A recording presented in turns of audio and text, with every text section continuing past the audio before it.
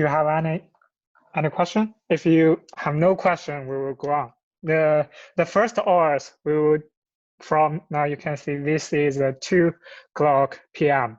After that 1 hour is 3 o'clock p.m. We will have break for 15 minutes. After that, we will go on 1 hour's class and break. Okay. After introduce all those informations, we will end the class. Okay. If you have no question, we will introduce our knowledge in this class. Okay.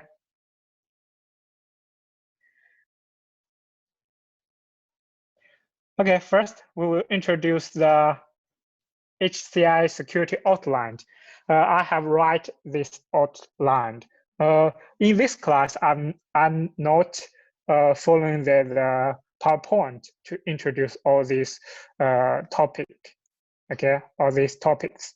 Now I have write this outline. We will follow the outline to introduce all this knowledge. If you have any question, you can ask me directly. And on the PowerPoint, you can based on the PowerPoint to learn all those information. On the PowerPoint, we have lots of detailed information or specific informations.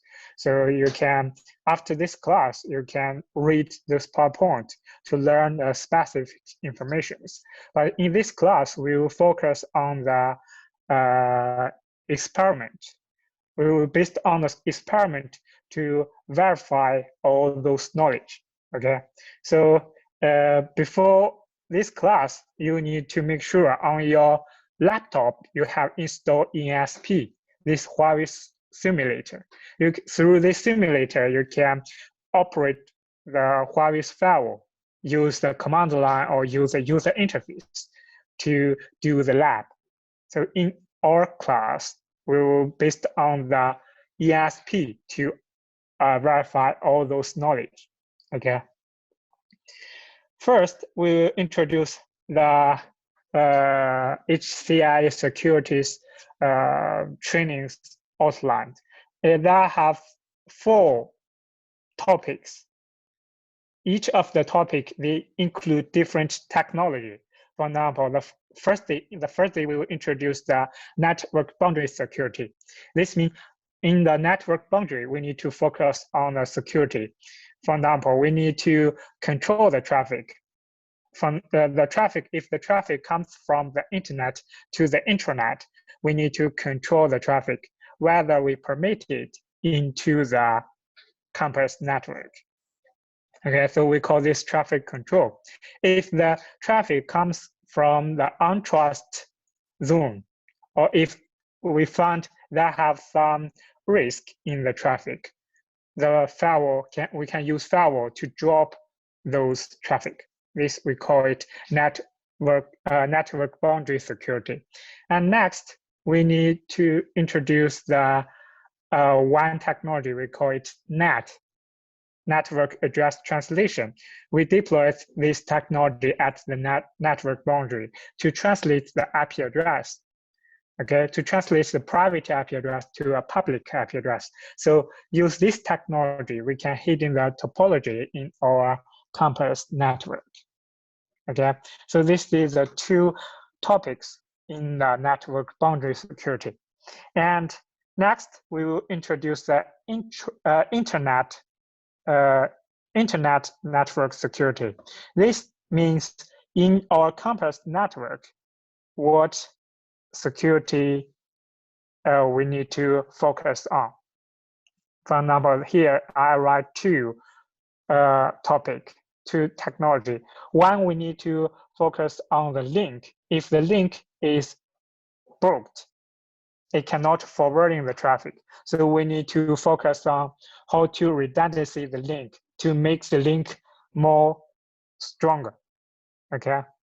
And next, we need to focus on the device. For example, if there have one device blocked or cannot work, it may affect the network traffic forwarding. So we need to focus on the device, how to make a device redundancy. Here we will introduce how to make the firewall redundancy, use the firewall to make the redundancy. Okay, and next we will introduce the third topic is information transmission security. This means when we send the information out of our campus network, this information will be forwarded on the internet. On the internet, it may be a lot of hackers. It can got your information to learn the information in the packet. So how to make sure this information forward on the internet is secured. This, we can use VPN technology to encrypt the data. So when the information forward on the internet, it is secure because it's encrypted. The hackers cannot decrypt the information and read it. The last topic, we introduce the attack and defense. Here we will introduce some attack type. For example, we will introduce the intrusion behaviors or virus. Those attack, how it is work, and how to defend those attacks. Okay, these all the topics in our class. So the first day we will introduce the network boundary security. I have one question. Have you ever operated the firewall in your work? Have you ever operated it or configured it? Do you know the basic working principle of the firewall?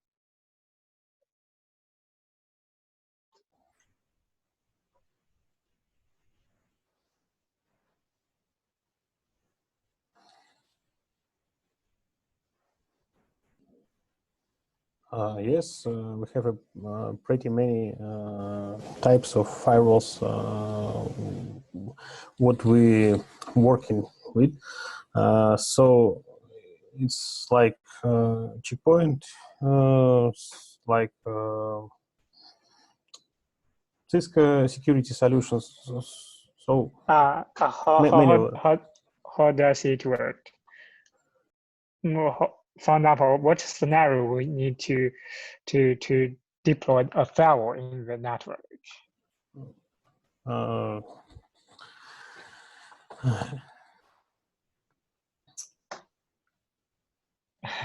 It doesn't matter. For example, I have drawn a topology here.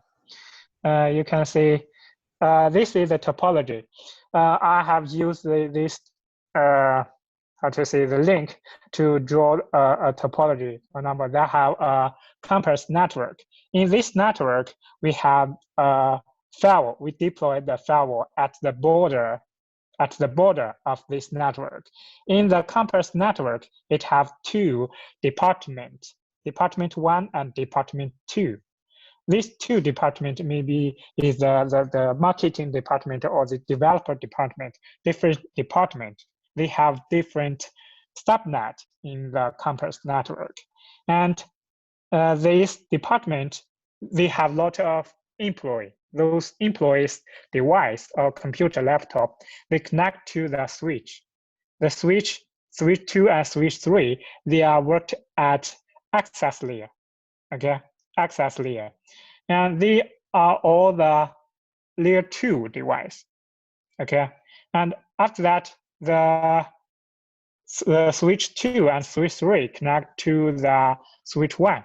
Switch 1 works at the aggregation layer, or we call it distribution layer. The switch 1 is the layer 3 switch. So it can act as the gateway of the laptops or PCs in the different departments, okay? And the switch 1, it connect to router 1. Router 1 works at the core layer. It means if the traffic, the department users, send the traffic to the internet, this traffic can forward by the courier device to the internet. Okay, so in this scenario, you can see we deployed a firewall at the border of this network. So the firewall can control the traffic from the departments to the internet, or to control the traffic from the internet to the department. If there have some risk in the traffic, the firewall can check it to find out what kind of risk it is, and to drop it or to defend it. Okay, so you can see in this scenario, we can deploy the firewall at the border of this network. Okay, and this firewall deploy at in this network directly, so the traffic can through the firewall to the destination directly. Okay, this is one scenario. For example, if we have another scenario on the router, we connect to the a server. This server may be web server or email server in your network. This is the server farm. At the core layer, we have connect to we will make the router connect to the server. The server is different server, maybe web server, maybe email server, different servers. Okay. We have a requirement. For example, the employee in the department 1 want to access to the server. So the traffic, you can see in this scenario, the traffic will go through switch 2. Switch 2 is a layer 2 device. So it will forwarding the traffic to the switch 1, because switch 1 is a gateway of the department device. So this traffic will received by the switch 1. Switch 1 will check the routing table to find how to access to the server. So it will find the next hop is R1. Next, on R1, it needs to check the routing table to find the path to the server. On the R1, it found it's connect to the server directly, so forwarding the traffic to the server. So this path is like this, through switch 2 to switch 1, and then R1 to the server. But our requirement is, in this scenario, we want to check when the department 1's users access to the server, we want to check whether they have the risk in the traffic. If they have the risk, we need to make to drop the traffic. How to achieve it. In this scenario, you can see we have deployed the firewall at the border of this network. This firewall can control the traffic between internet and departments. But if the department's users send the traffic to the server, this traffic, it cannot access to it cannot through the firewall. So the firewall cannot control this traffic from the department to the server. But our requirement is we want to check whether this risk, whether they have the risk in this traffic. What should we do? Do you have any ideas?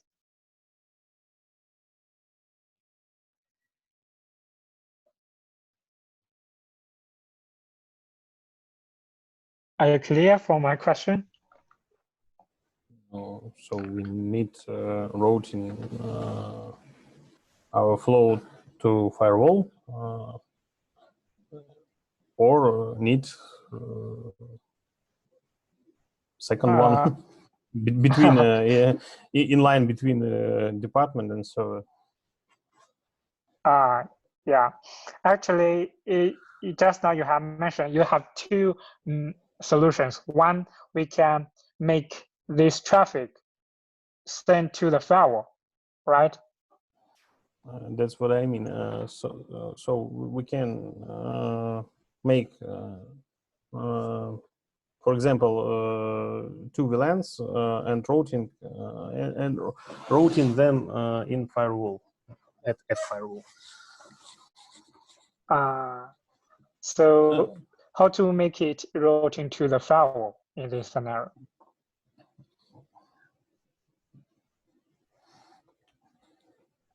You can say if we routing it in this scenario, routing the traffic to the firewall R1, we need to do the policies on R1. After routing to the firewall is connect to the internet, but it's not connect to the server directly. You need to forwarding the traffic back to the router, right? After that, the router sent to the server. This is the optimal path, right? So this not the best solution. The second one is a better solution. You need to add another firewall in this scenario. Maybe, for example, between R1 and switch 1, you can add a firewall here. So the traffic can through the file 2, for example, this file 2. If the department's users send the traffic to the server, the traffic through the firewall directly then to the router send to the server. So the firewall can check the traffic when the flow through the firewall. Okay, this the solution. You need to add another firewall. Use this firewall to control the traffic between the department and the server. And this firewall, the firewall 1, for example, this firewall 1, the firewall 1 will control the traffic between internet and departments. Okay.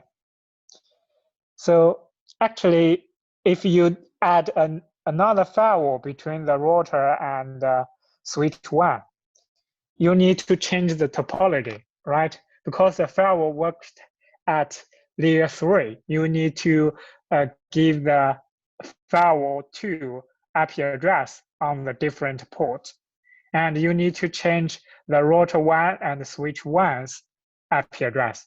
So it's have a lot of work if you deploy the firewall between R1 and switch 1. Actually, we have another solution. A third solution in this scenario, we not add the firewall. We need to add a new firewall, but the firewall not deploy at the between R1 and switch 1. We will add a new firewall like this here. This is the firewall. We call it firewall 2.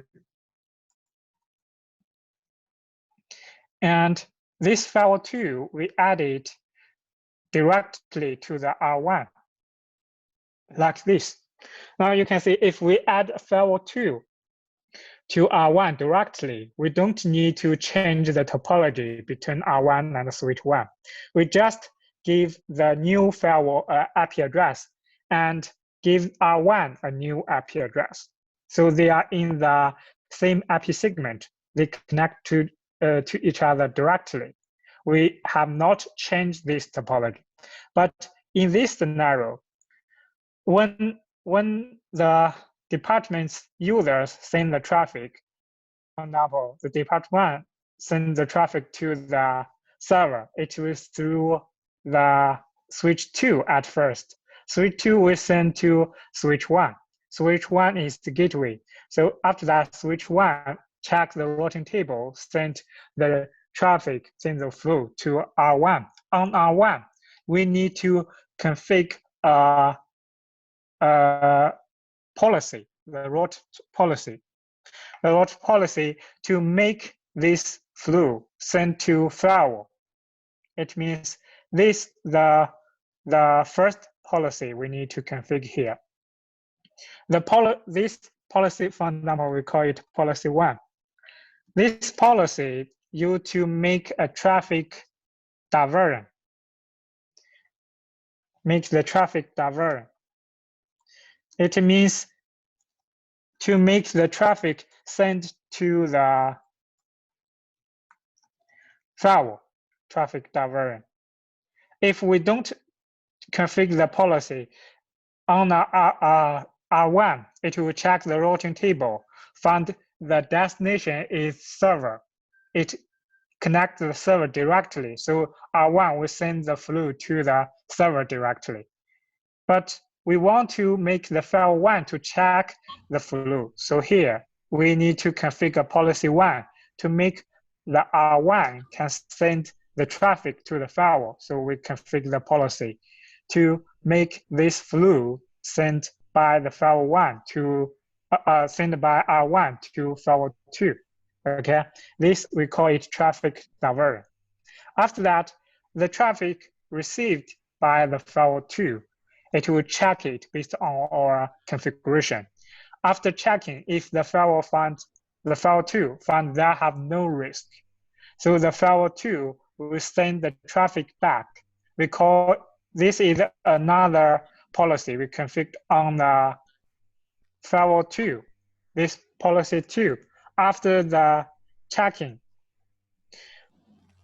the firewall 2, if firewall 2 cannot find the risk, it will send the traffic back to R1. We call it traffic injection to make the traffic sent to the original path. Okay, we call this traffic injection. If the firewall finds the risk in the traffic, it will drop it. Okay, the firewall will drop the traffic, not send it to the R1. If they have no risk, firewall 2 will send it to R1. And after that, R1 check the routing table again to find the path is server. So it's sent to the server. Okay, so you can see if we deploy the firewall, connect to the R1 directly, use traffic diversion and the traffic injection to make the traffic sent to R2. This solution, we don't need to change the topology, and it's easy to manage this traffic.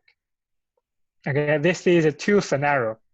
If the traffic through the firewall directly, for example, this firewall 1, the firewall 1 we deploy at the border, it controls the traffic between internet and department. So the firewall can receive the traffic through the firewall directly. We call this deploy mode is inland mode.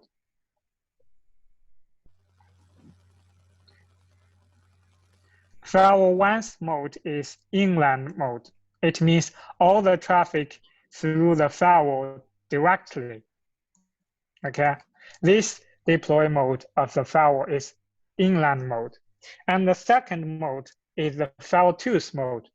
We deploy different policy on R1 to make the traffic sent to firewall 2.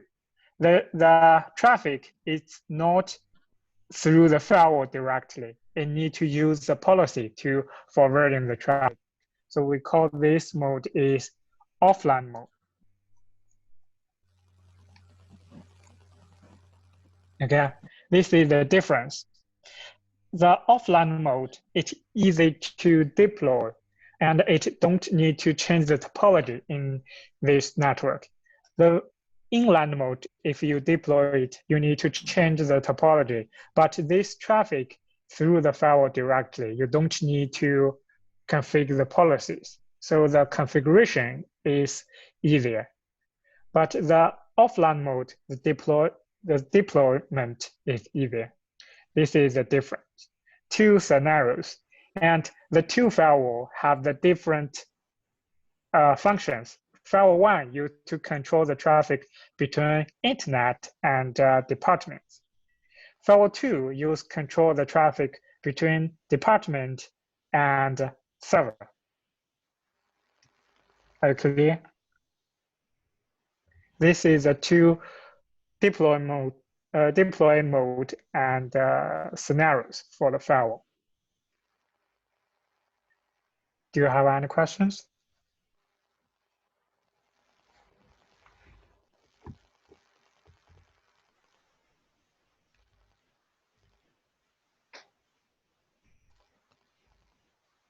No question?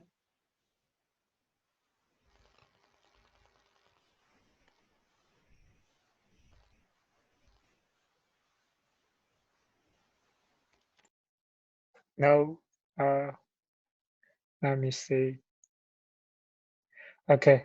If you have no question, we will go on. Next, we will introduce how does the firewall work. What's the working principle? If you have operates Cisco's firewall or other Juniper's firewall, most of these, how to say, the principles is the same.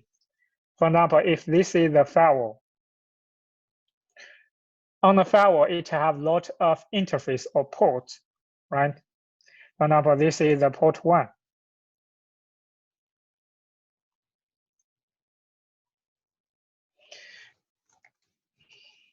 Port 1.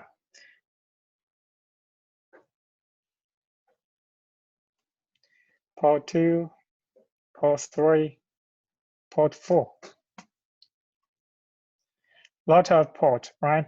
So different ports connect to the different device.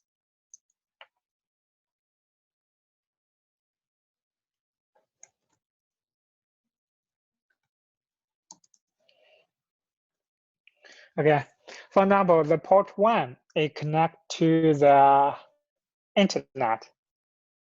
Yeah, it's like the firewall 1. On the firewall 1, this port connect to the internet.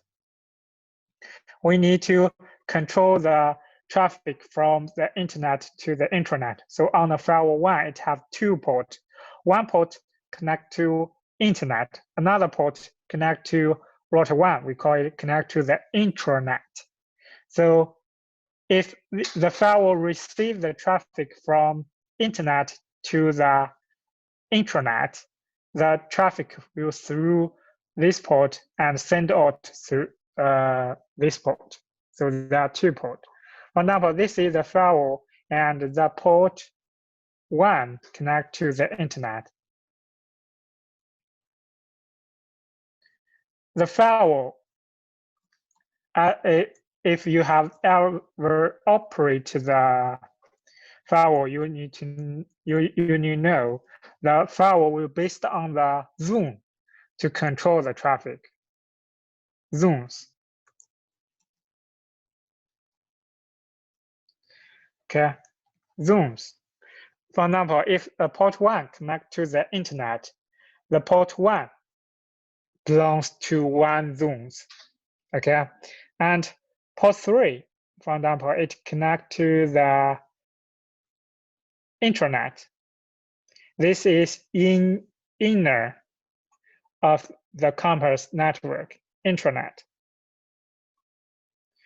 The port 3 should be add to another zone, different zones. Okay, intranet.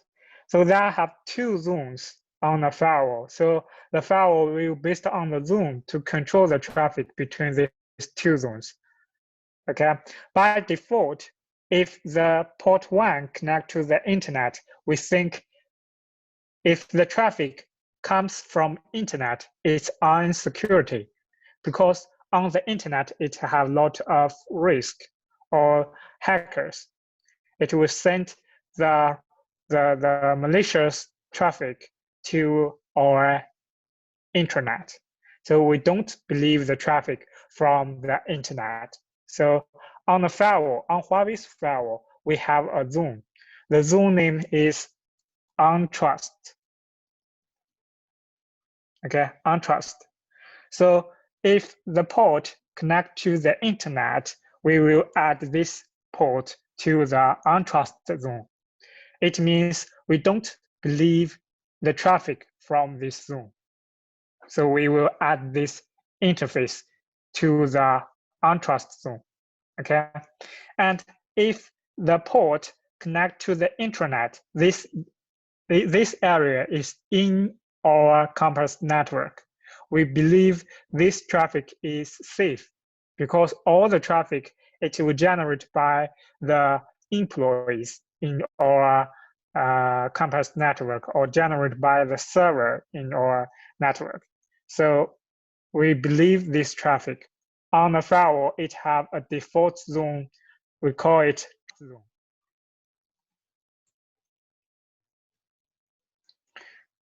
Trust zone.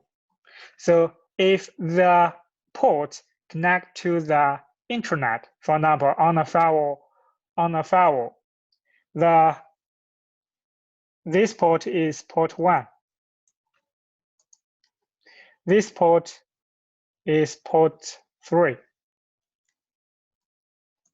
They have 2 ports on a firewall 1. So port 1 connect to the internet.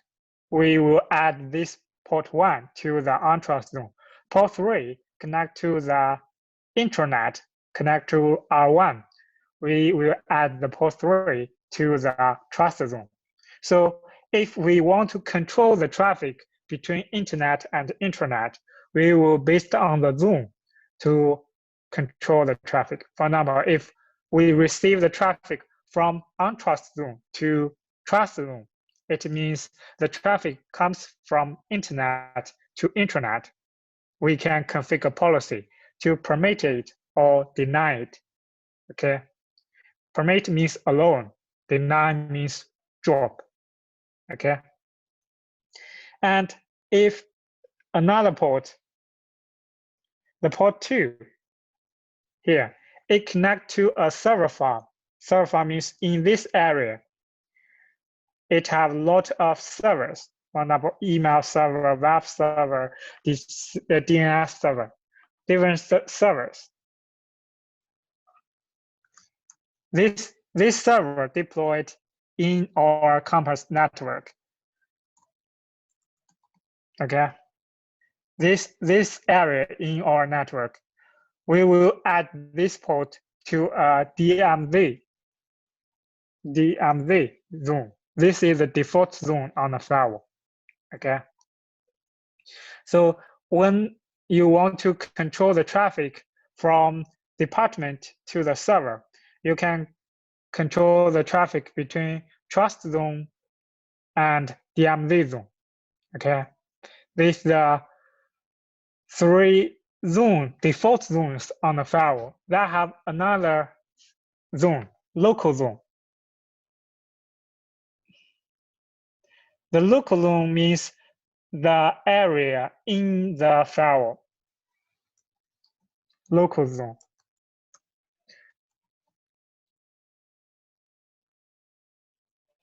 Okay, for example, if they have an administrator in your network to manage all these devices, the administrator will through the port 4 to log into the firewall.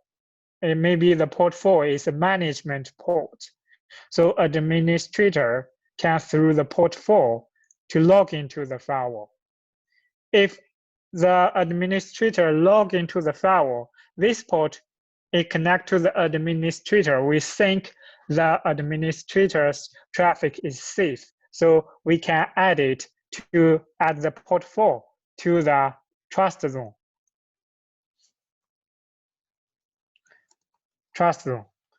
And if we configure a policy to permit the traffic from the administrator to the firewall, in the policy, the source zone is trust zone because the traffic generated by the administrator. And the destination zone should be local. Local means the traffic sent to the firewall. This flow will received by the firewall and the firewall will deal with the traffic. Okay, if the destination zone is a firewall or the destination IP address is on the firewall's, okay, on the firewall's port, the zone is local. It means this traffic or flow will received by the firewall and deal with by the firewall. Are you clear? This the 4 default zones. On the firewall, there have 2 types for the zones. The first type is default zone.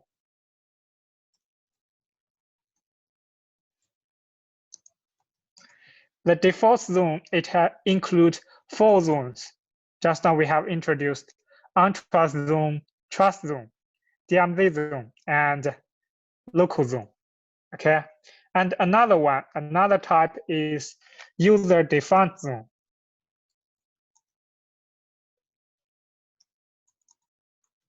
This means on the firewall, you can create a zone defined by yourself. Okay, for example, in this topology, the firewall, they have two ports connect to the internet, the port 1 and port 2. Port 1 connect to SP1, port 2 connect to SP2. Okay, they all connect to the internet, but they connect to the different SP, internet service provider. For example, port 2 connect to SP2. Okay, port 1 connect to SP1. We want to use the zone to identify the different SP. We can use a user-defined zone. We can create 2 zones. One zone, the name is SP1. Another zone is SP2. So we can add these 2 ports into the different zones. Use the different zones to identify the different traffic comes from the different SPs. Okay, this is the 2 zones type.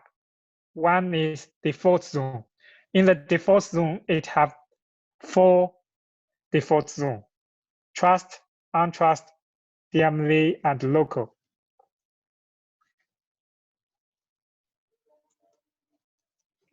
Trust, untrust, DMZ, and local. User-defined zone, you can create the zone by yourself, give it a name, and you need to give it the priority at the same time. We use the priority to identify the different zone. Not we, the firewall. The firewall will use the priority to identify the different zones. The priority, you need to configure it unique. Okay, on the firewall, the zone's priority, it have the a range from 1 to 100. Okay, for the trust zone, by default, the priority is 85. The untrust zone is 5. DMZ zone is 50. Local zone is 100. So for the 4 priorities, you can't use when you configure the new zones. Okay, expect those 4 priorities. You can use all the value in the range. Okay. Do you have any questions? This for the zones. On the firewall, you need to know the firewall will be based on the zone to control the traffic. And on the firewall, it have 2 types for the zones. One is default zone, and another one is user-defined zone.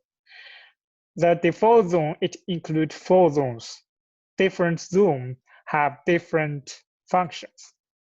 Okay, user-defined zone you can create based on your requirement.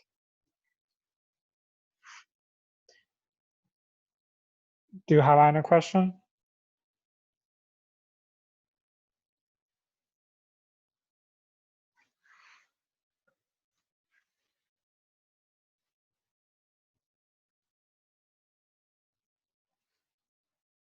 No question.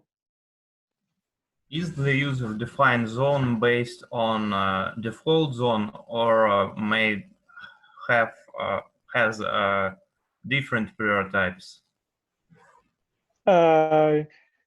You need to configure a different priority for the user-defined zone. Because the priority is unique.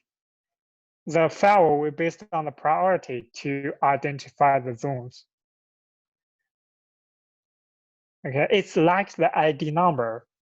Each of the zones should have the unique priority.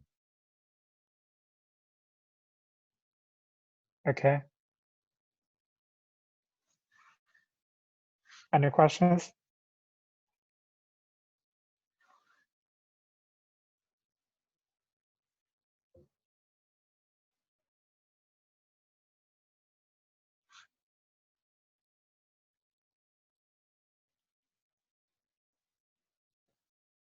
No question? Okay, this is the principle. The firewall will be based on the zone to control the traffic. Okay. Next, we will introduce how to log into the firewall. For Huawei's firewall, we have two ways to log into the firewall.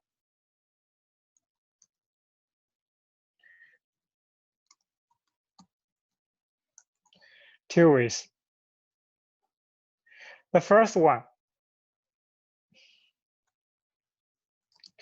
we can use the console to log into the firewall.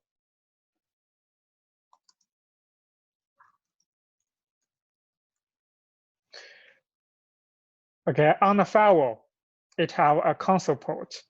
If this is the first time you log into the firewall, or this firewall you purchased it, this the new firewall you purchased it and want to configure it at the first time, so you need to use a console port. Use a console port to log into the firewall. If you use a console port to log into the firewall, it only supports to use the command line to configure the firewall.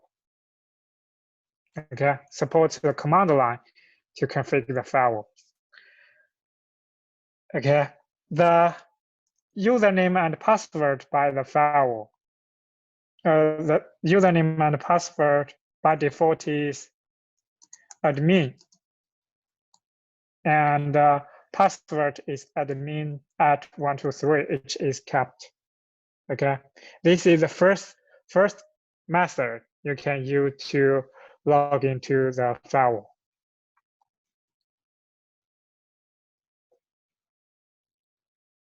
Okay, and next on Huawei's firewall, we have a management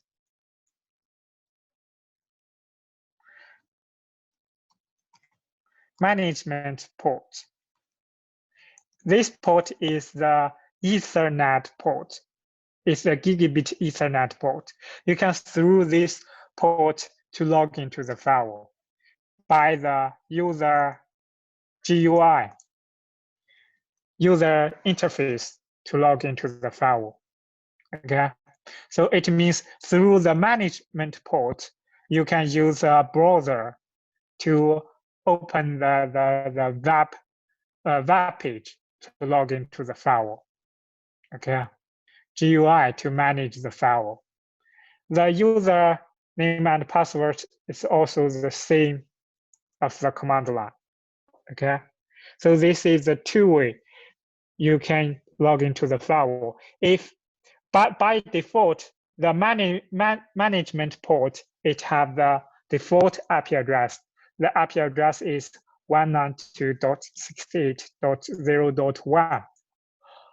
Each of the firewall, it have a management port. All these management ports have the same IP address.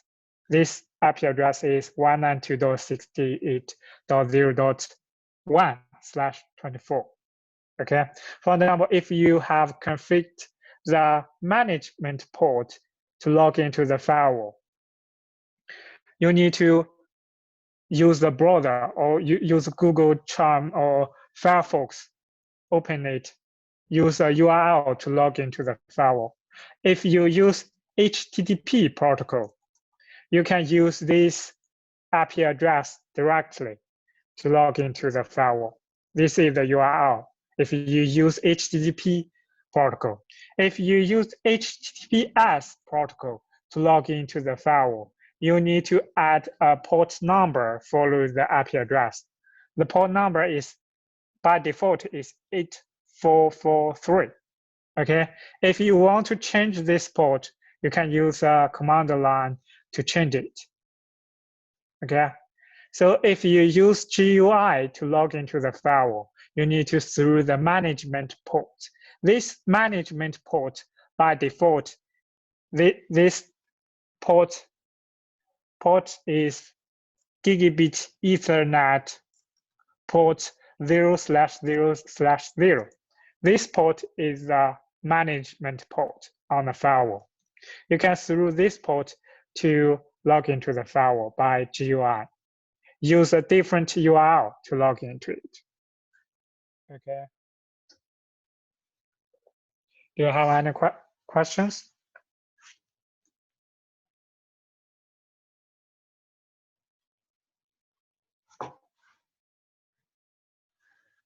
No question?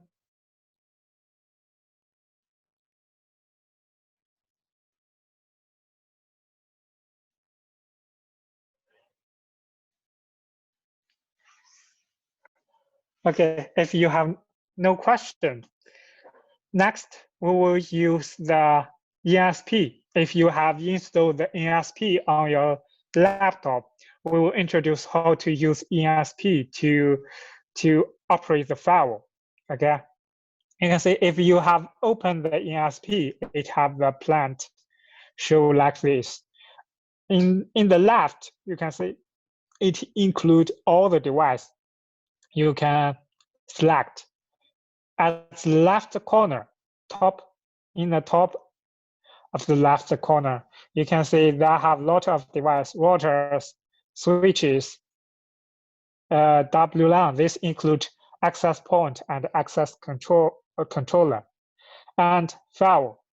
The firewall, it will show two types for the firewall. USD 5000 in the simulator. If you use USD 5000, you can only configure it by the command line. If you select USD 6000 in the simulator, you can configure it by command line and GUI, two methods. Okay, so in our class, we will use the USD 6000 to do all the tests. Okay, but if we configure the physical device, USD 5000 and 6000 for the physical firewall, you can use the two methods to manage it. Okay, but in the simulator, only USD 6000 can be configured by the GUI. Okay, and PCs. PC, it includes the server, client, cell phones, and PCs, different terminal device. Here, they have a cloud. It includes hubs and the firm relay the device and the cloud. If we want to use GUI to log into the firewall, we need to use a cloud. This cloud is used to bridge the firewall to our laptop's adapter, because on our laptop, if we want to make the if we want to use the Firefox or the Google Chrome to log into the firewall, we need the cloud to bridge the firewall and the browsers. So the cloud is the must be used in our test. Next is the link, different link types. You can through the different link types to connect the device. Okay. Next, we will show how to use the ESP to log into the firewall. First, click the firewall, select the USD 6000, okay? Select it. Now you can see we can change the name, firewall 1. This is one firewall, okay? You can right click to start it, so the firewall will running. After the firewall running, we can configure it by the command line or the GUI. You can double click the firewall. You can see if you double click the firewall, it will show the command line. So through the command line, you can configure the firewall. Okay. You can also, for example, if you select 2 or more devices in the ESP, you can click here. They have a button, green triangle here. You can start all the devices together through this button. Okay. You can see the firewall is running here. After this running, it will show the username to inform you to tap the username.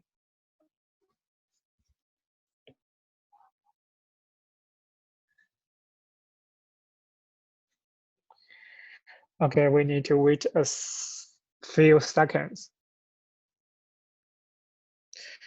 Have you ever used the ESP to do the test?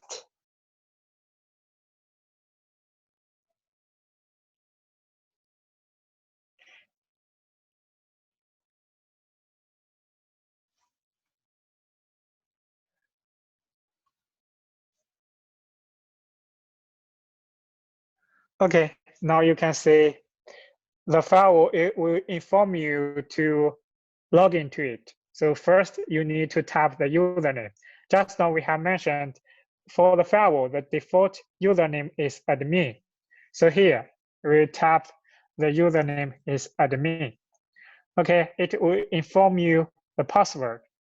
The password is admin@123. Okay, you can see if this is the first time you log into the firewall, it will inform you to change the password. Okay, if you tap Y, it will means to change the password. Now, please enter the old password. Old password is admin@123. Please enter the new password. New password, we change it Huawei@123. Confirm the new password Huawei@123. Each is kept. Now you can see we have logged into the firewall. If you log into the firewall, first we use system view to log into the global view on the firewall. This command line is system view. Okay. Next, if you want to check the IP address on the firewall, let's check it. Display. Use display IP interface brief. Use this command line to check all the IP address on the firewall. We can see here.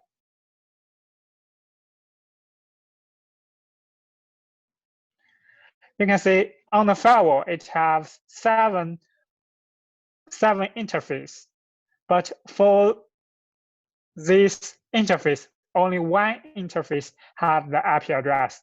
You can see the interface is gigabit Ethernet 0/0/0. Just now we have mentioned this interface is a management interface. So the firewall, we can through this interface to log into the firewall. On this interface, by default, it has the IP address 192.168.0.1. Okay, so you can see the state of this interface is done. It means on this interface, we have not connect the link to this interface. So the state of this interface is done. Okay, so next, we want to log into the firewall. We can use a command line to log into the firewall. We have shown use a command line to log into the firewall to check the IP address here. But next, we want to through the management interface to log into the firewall. So in the ESP here, you need to select the cloud. We will use the cloud to log into the firewall. First, we select a cloud, double-click the cloud to configure the cloud. In this cloud, you can see we need to bounding the ports on the cloud. Here, we need to select 2 ports. One port is UDP port. Here, you can select the port type, use Ethernet or Gigabit Ethernet, serial Ethernet, serial port, different type. Here, we will select the Ethernet interface. It means this link type is the Ethernet, okay? Next, we will add the UDP port on the cloud. The cloud will use UDP port to send the information to the firewall. Okay, this is the one port, UDP port. UDP port used to bridge to the firewall. On the ESP, we have used one firewall. So the cloud will use UDP port to communicate with the firewall. Next, we want to bridge the firewall to our laptop. So on our laptop, you need to create an adapter, a loopback adapter.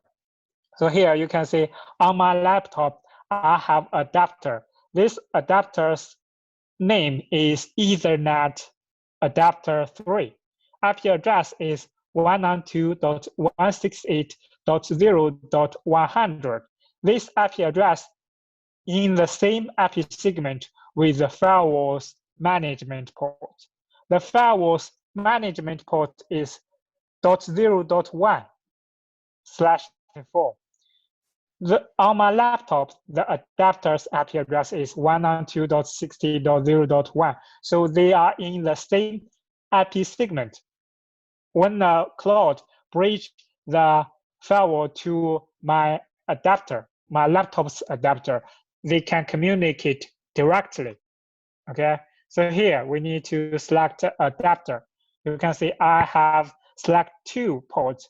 One is UDP port. It's used to communicate with the firewall.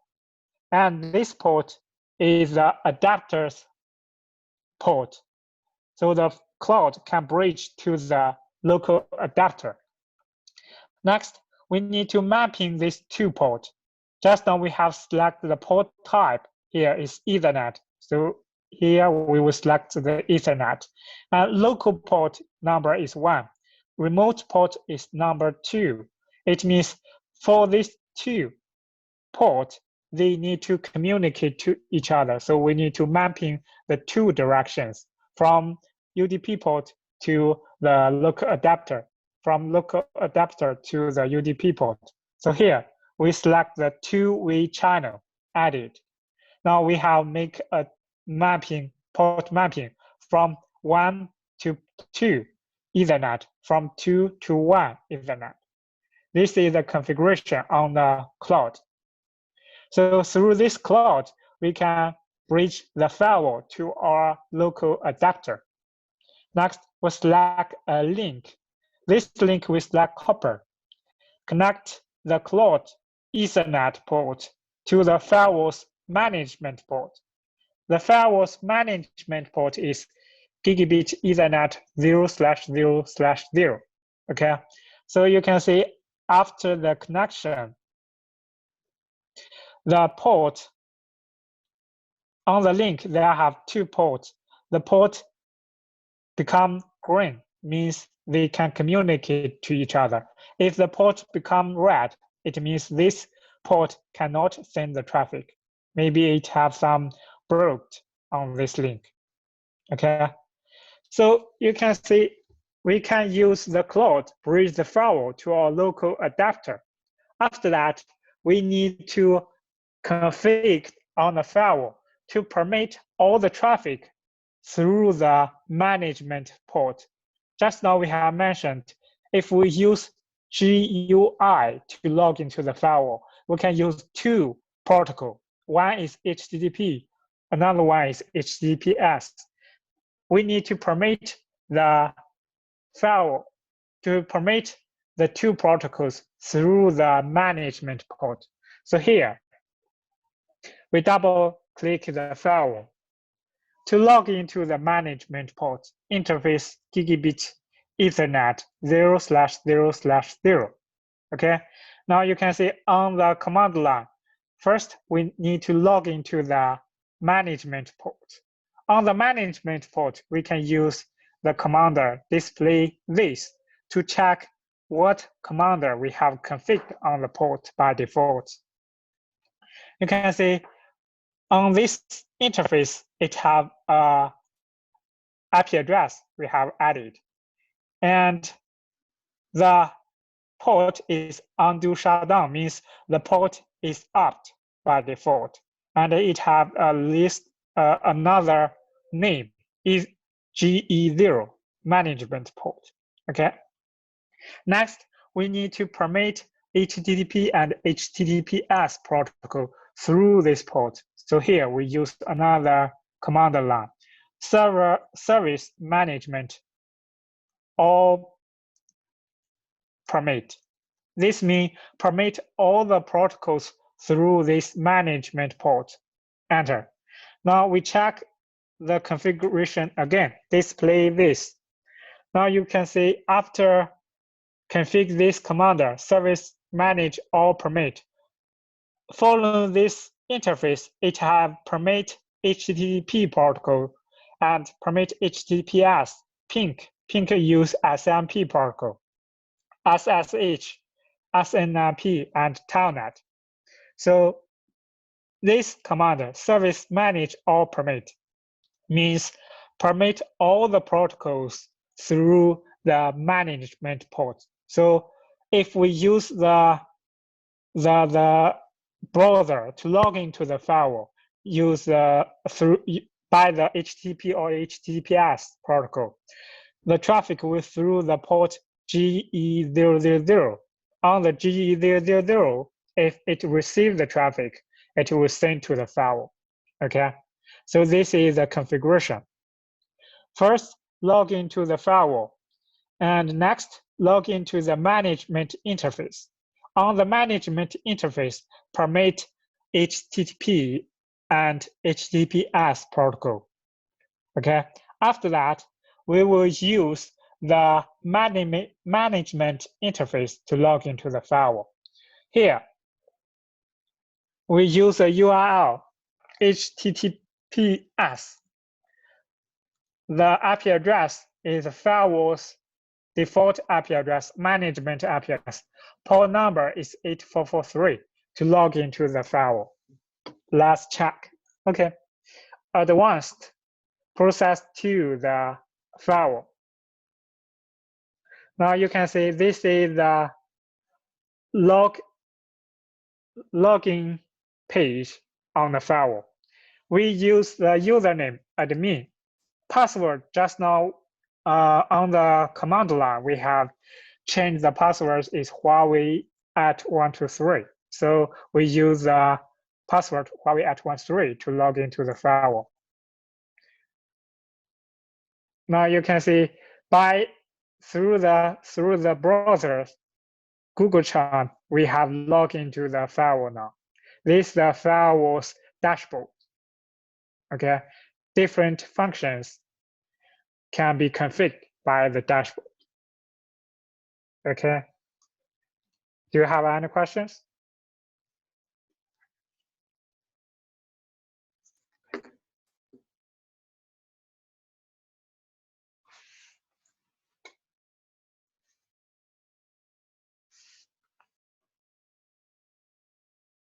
No question?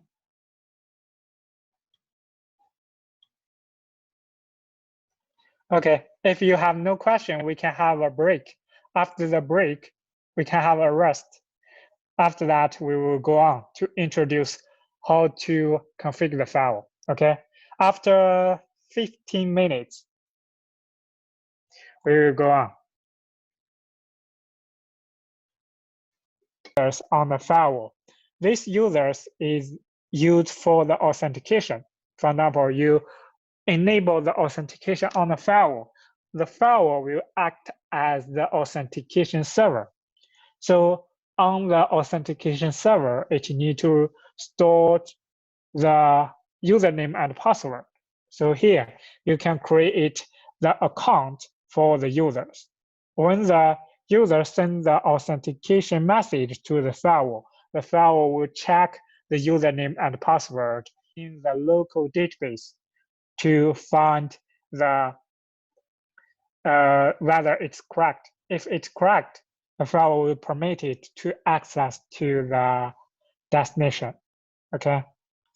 If you don't want to use the firewall to act as the authentication server, you can use the authentication server, third-party authentication server. For example, you have a physical server. On the server, you install Windows server to enable the authentication function. You have installed the Active Directory to AD domain to authenticate the users. Okay, so the firewall can forwarding the traffic to the authentication server to authenticate the users. Okay, this is a different scenario. You can use the local authentication. It means the username and password restored on the firewall, or the remote authentication. It means the username and password restored on the authentication server. Okay. Device, you can based on the device to match the traffic. For example, the traffic comes from the switch. You can create a device type, match the switch to based on the switch to identify the traffic. If the traffic comes from router or access point, access controller, you can based on the different device to match the traffic. Okay. Authentication server, if you use the remote authentication, you can use the different protocols to make the firewall communicate with the authentication server. For example, you can use reduce authentication, Huawei TACAS authentication, or the AD authentication, LDAP authentication. Under controller, this means the under controller is Huawei's authentication server. You need to install the software on the server to use under controller software to authenticate users. Okay. Next, IP address pool schedule. This use the different method to match the traffic. URL categories. This use to identify the URL. The firewall can synchronize those URL information from the Huawei's security center. In the security center, it records a lot of URL. This URL have the risk. Maybe it includes the abnormal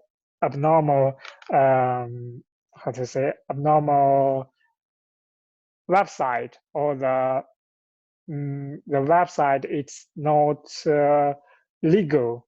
Okay, so all this URL record on the Huawei security center.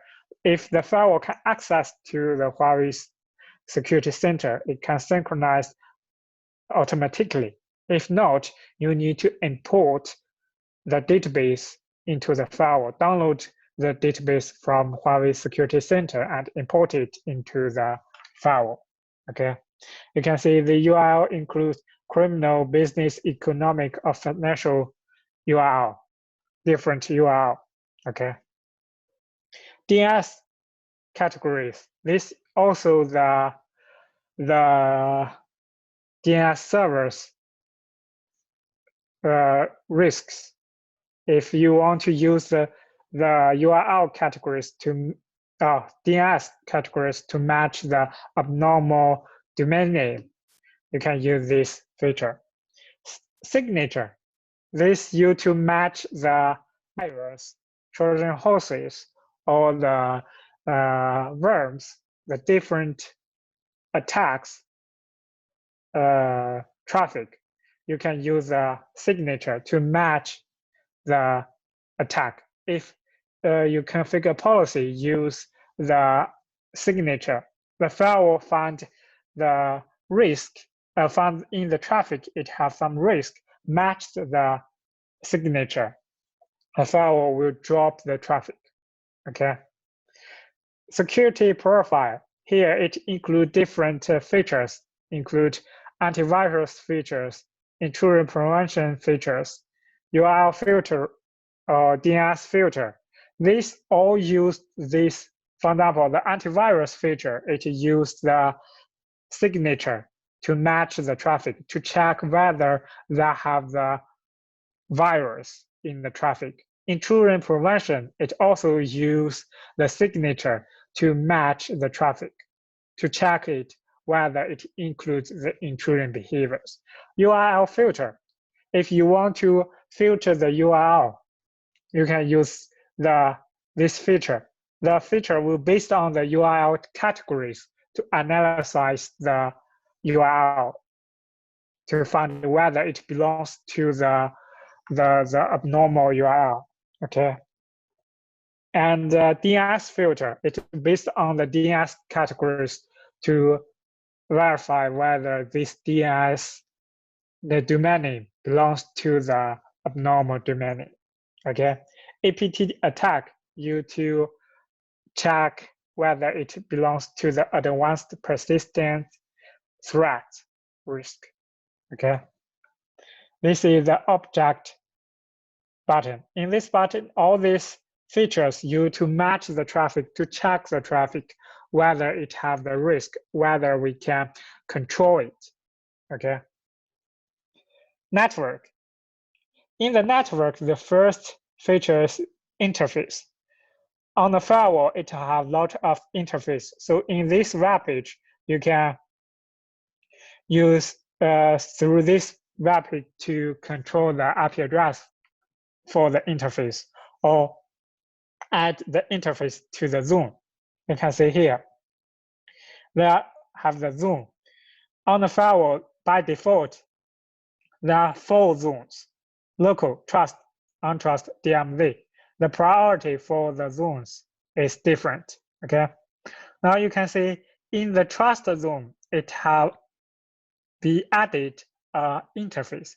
This interface is a management interface, gigabit Ethernet 0/0/0, because by default, this managed interface has been added to the trust zone, okay? If you want to create a new zone, click Edit, okay? Give it a name and the priorities. Next, select one interface, add to the zone, okay? Next, DNS. If you want to tell the firewall which one is a DNS server, or to make the firewall act as the DNS, you can configure by the DNS feature. Or DHCP server, the firewall can act as the DHCP server to give the IP address to the terminal device. Root, this means the firewall, if the firewall worked at layer 3, you can running different protocols on the firewall to make the firewall learn the rules, okay? For example, you can configure static root on the firewall. You can also configure RIP, OSPF, BGP, different protocol to learn the rules, okay? Next is the VPN technology. On a Huawei's firewall, it supports IPsec VPN, R2TP VPN, GRE VPN, GREP, and SSL VPN, okay? All these VPN type it supported by Huawei's firewall. Next, last one, SACG is this feature is Huawei's private feature. It used to authentication. SACG is security access control gateway use this feature. The firewall act as the how to say access controller. When the user sends the authentication message to the authentication server, the firewall will receive the authentication message at first. After that, it will forwarding the message to the authentication server. Authentication server receive it. If the authentication is success, the success message sent to the firewall. The firewall will forwarding it to the users. And after that, on the authentication server, we have deployed some policy. This policy will send to the firewall. The firewall will based on the policy to control the user's behavior. Okay, this is a function of the SACG. It used to authenticate users and control the user behaviors. Okay. Next, system. In the system, it includes all the system information. For example, the system SNMP protocol used to manage the firewall, and sys interworking. This means the firewall can be monitored by the sys platform. Sys platform is used to monitor all the security devices.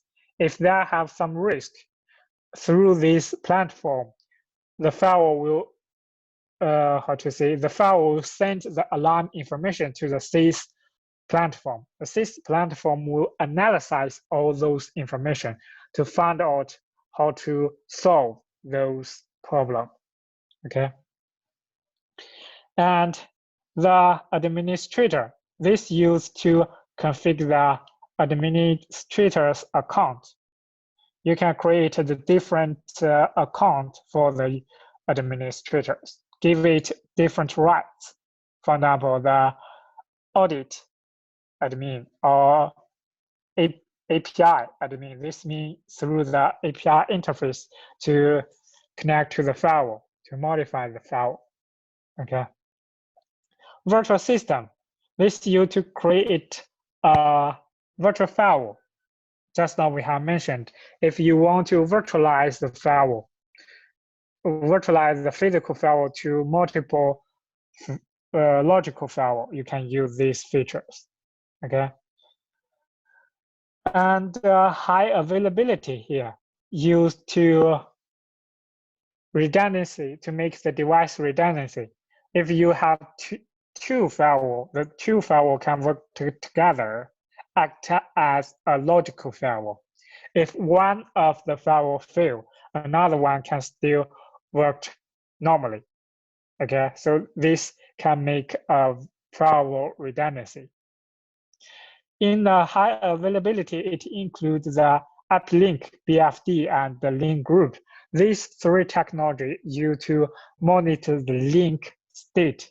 If the link become down, the firewall, the firewall will inform the backup device to become the master device.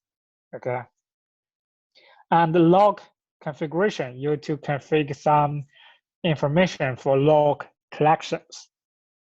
License management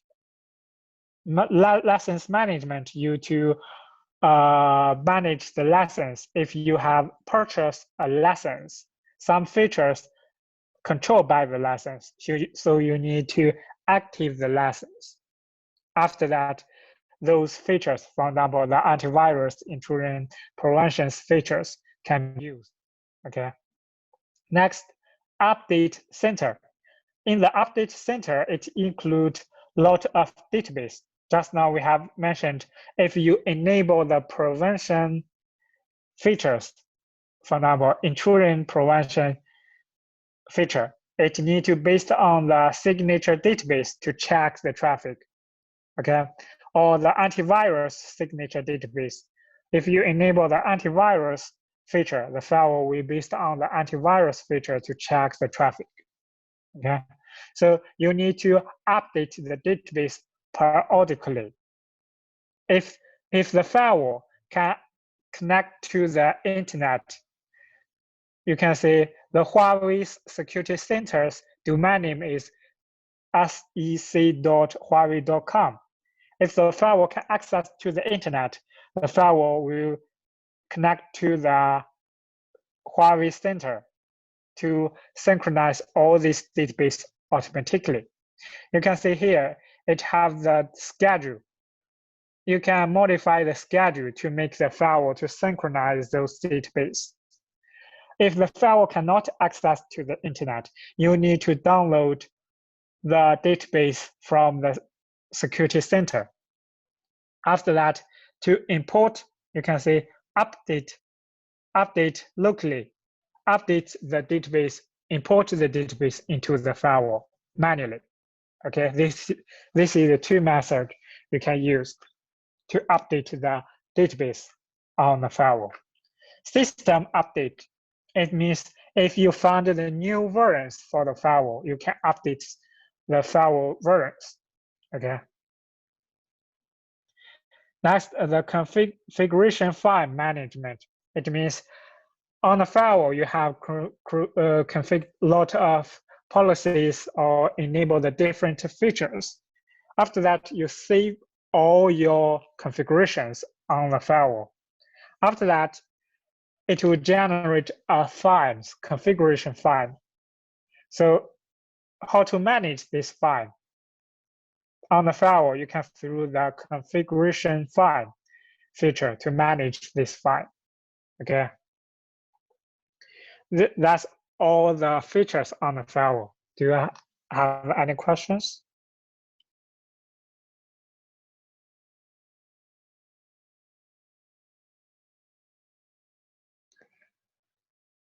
No question?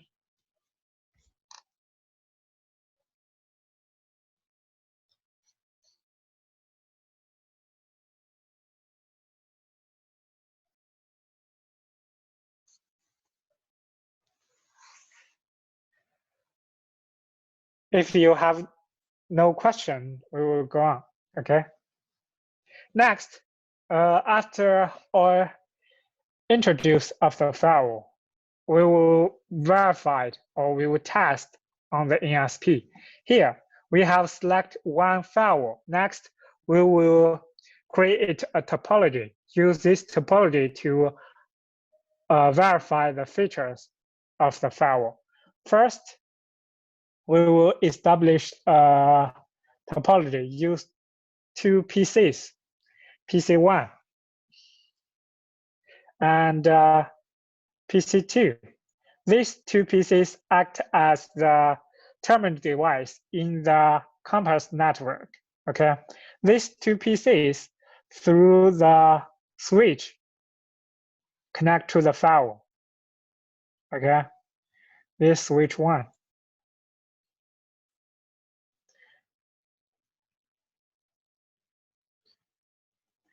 Okay, we connect the PCs to the firewall. PC1 connect to switch 1's interface Ethernet 001. PC2 connect to the switch 1's Ethernet 002. Okay. Next, we will make it clear.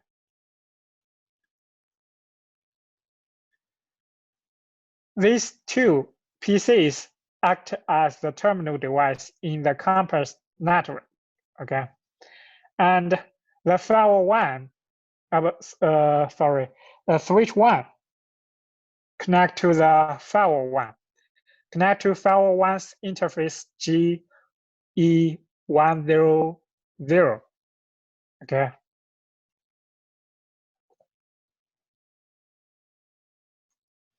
This device acts as the equipment in the campus network. So I will draw a network used.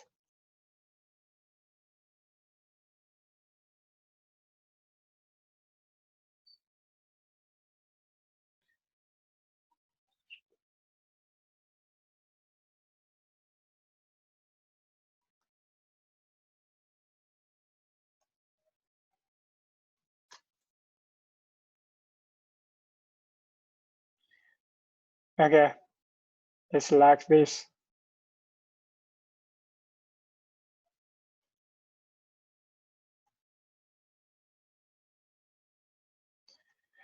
This network, this device in the campus network. And they are in the same IP segment. The IP segment is 172.16.1.0/24. Okay. The IP address on the PCs, for example, on PC1, the IP address is 172.16.1.1. Okay. And PC2 IP address is 172.16.1.2. And the switch is layer 2 device, so that have no IP address on the switch. The firewall acts as the layer 3 device. So on the firewall, it has the IP address. The firewall is also act as the gateway of PC1 and PC2. So here, the firewall's IP address is 172.16.1.254.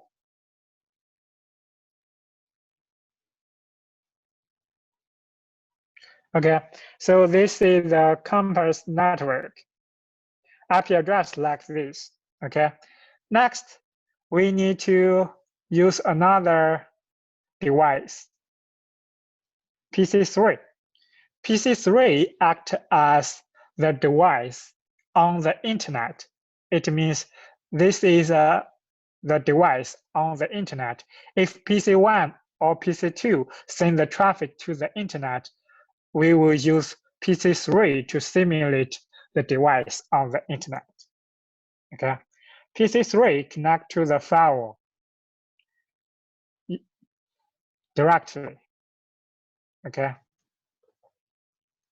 PC3 connect to the firewalls GE1/0/1.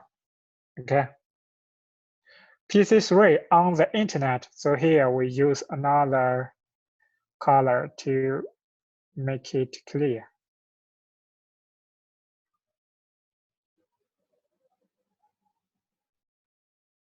Oh, sorry.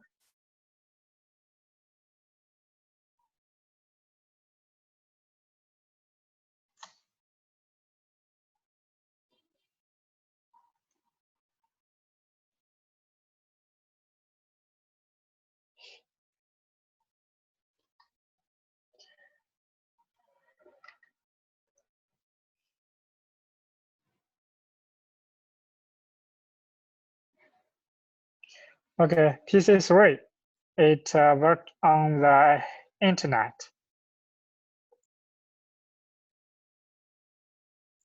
This is the internet. And the IP address of the PC3 is a public IP address. So here we give it 100.1.1.0/24. And PC3's IP address is 100.1.1.1. Okay, and the port on the firewall, is 100.1.1.254.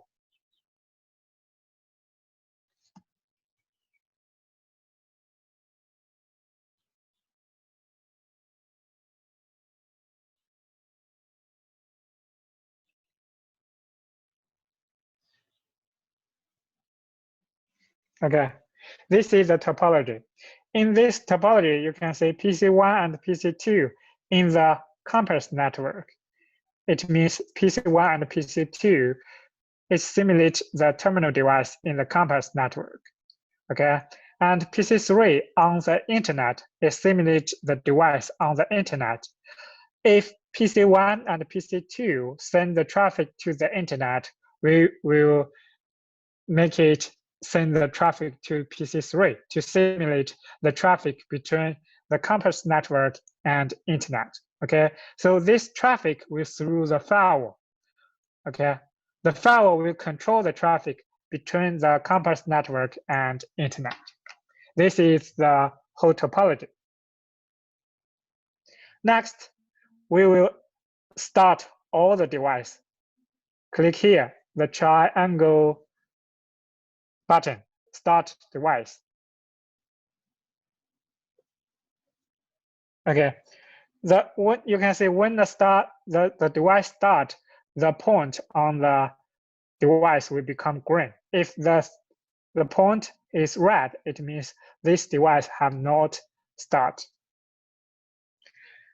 Okay, next, we will configure the IP address on each of the device. First, we configure the IP address on the PCs.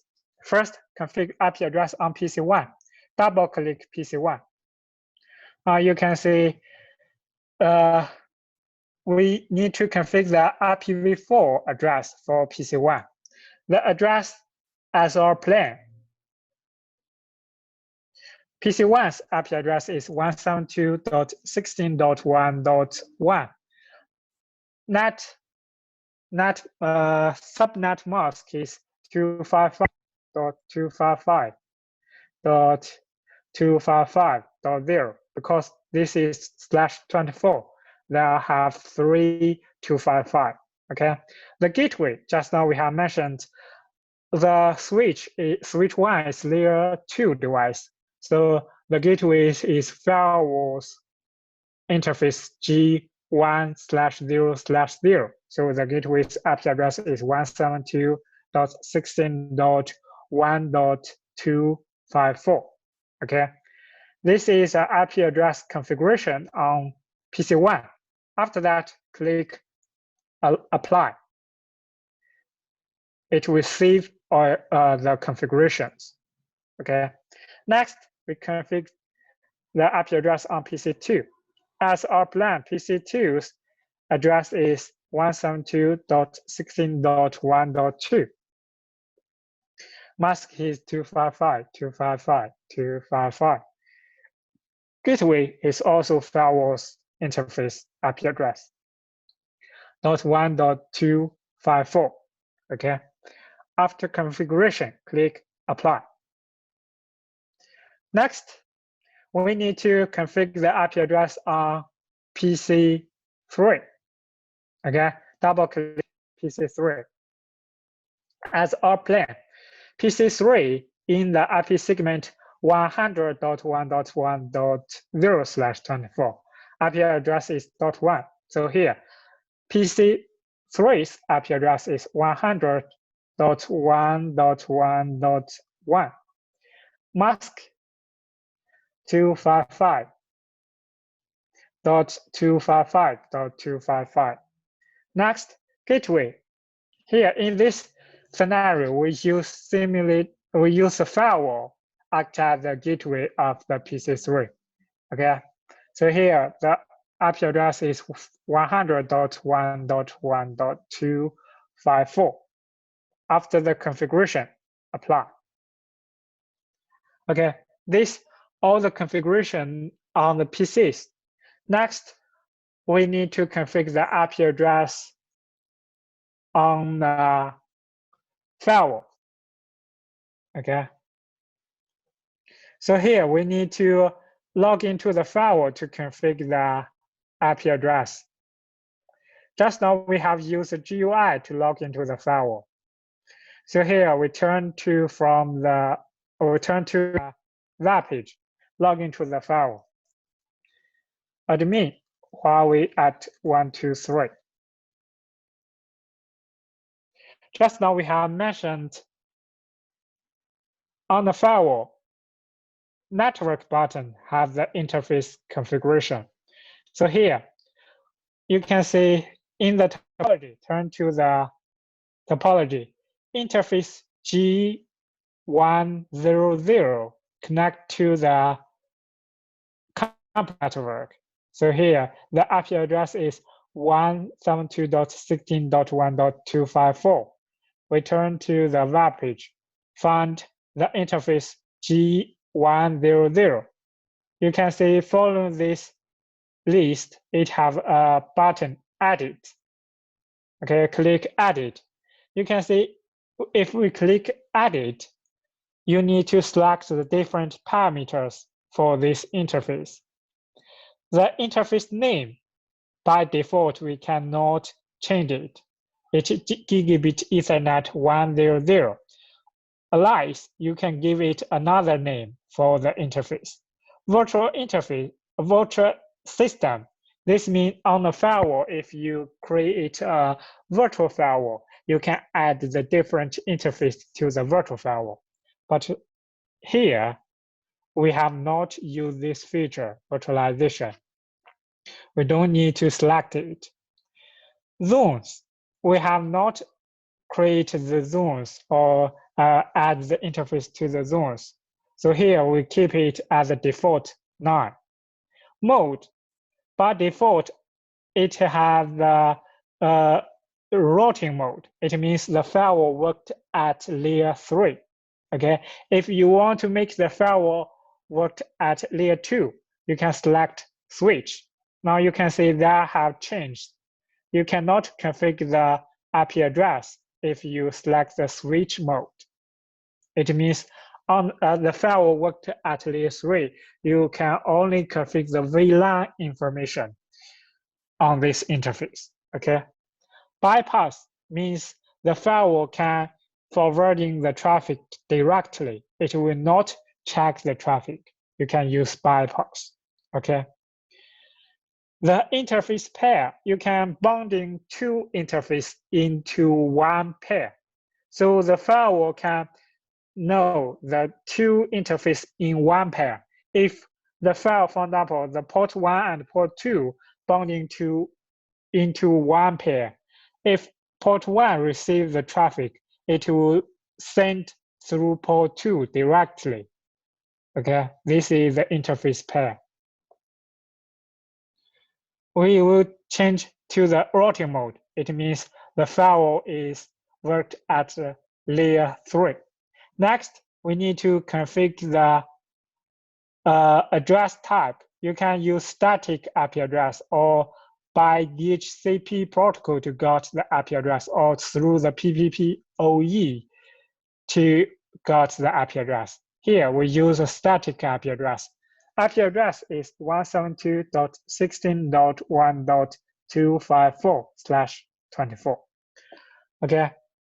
Next, you can see the access management. Here is if you don't need to configure the bandwidth management, all those parameters keep it as a default. Okay. Next, we need to configure the access management. This means permit the protocol through this interface. You can see it can select HTTP or HTTPS, PINK, SSH, Telnet, netconf, or SNMP. Different protocol can through the firewall. If you select it, it means the firewall permit those protocol through this interface. If you not select it, this protocol cannot access to the interface. Okay, we will permit all these protocols. Click OK.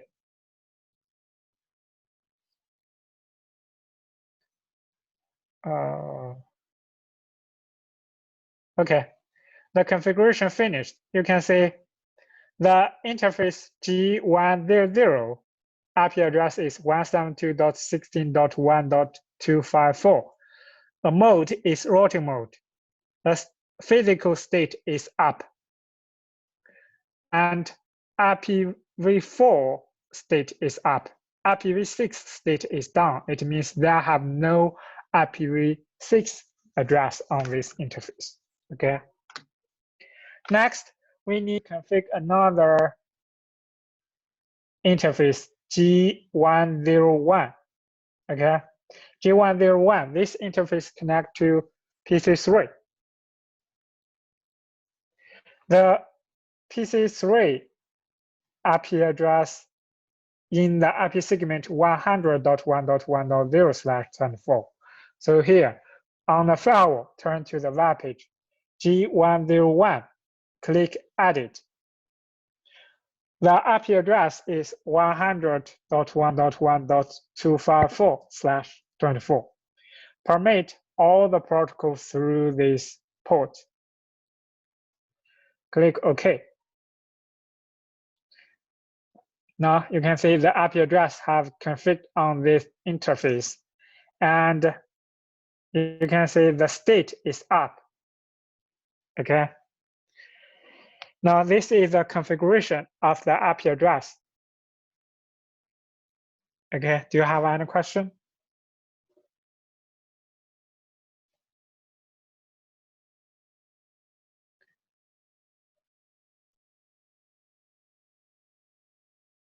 No question. Okay. If you have no question, we can have a break. After that, we will go on. You can see I have write some questions. Each of the question will use this topology to verify it. For example, the first one, can the firewall,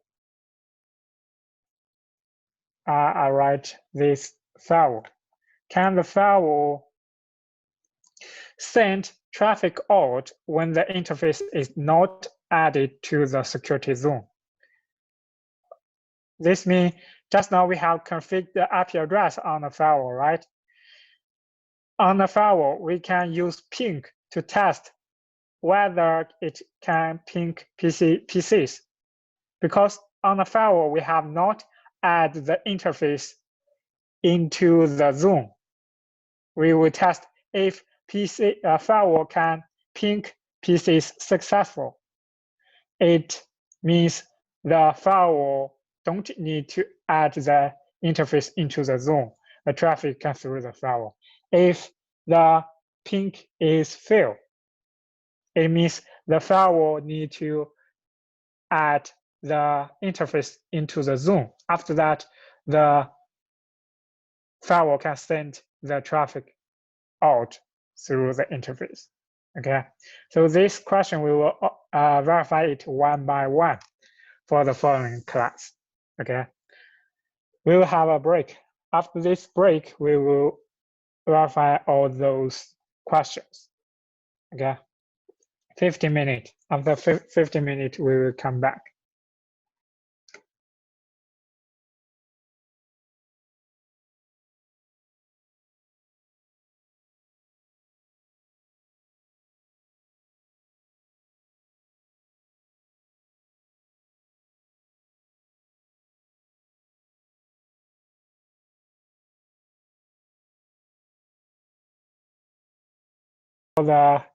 Just now we have mentioned, at the beginning, we mentioned on the firewall, it will be based on the security zone to control the traffic. For example, in this topology, the campus network, we will start it in the trust zone. It belongs to the trust zone. It means on the firewall, interface G100 belongs to the trust zone. And interface G101, it connects to the internet. So here it belongs to untrusted zone. Okay. This is the two zone. Just now we only give the IP address for each of the device, but on the firewall we have not add the interface into the zone. So the first question is, can the firewall send the traffic out when the firewall is not added to the security zone? That means if the interface on the firewall have not added into the security zone, can it send the traffic out or receive the traffic? Can or cannot? Do you have any ideas? Can or not?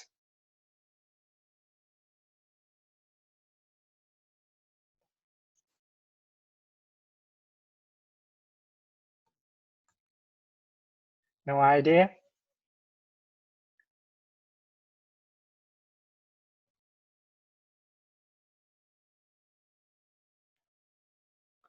Okay, we will verify this question.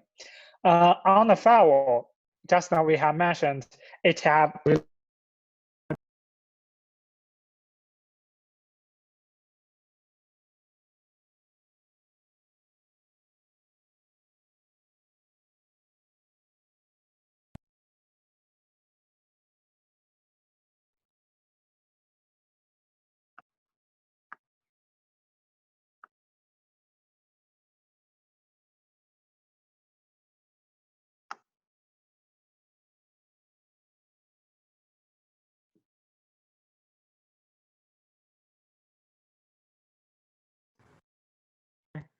on the firewall by default it have default policy. Just now we have shown here policy.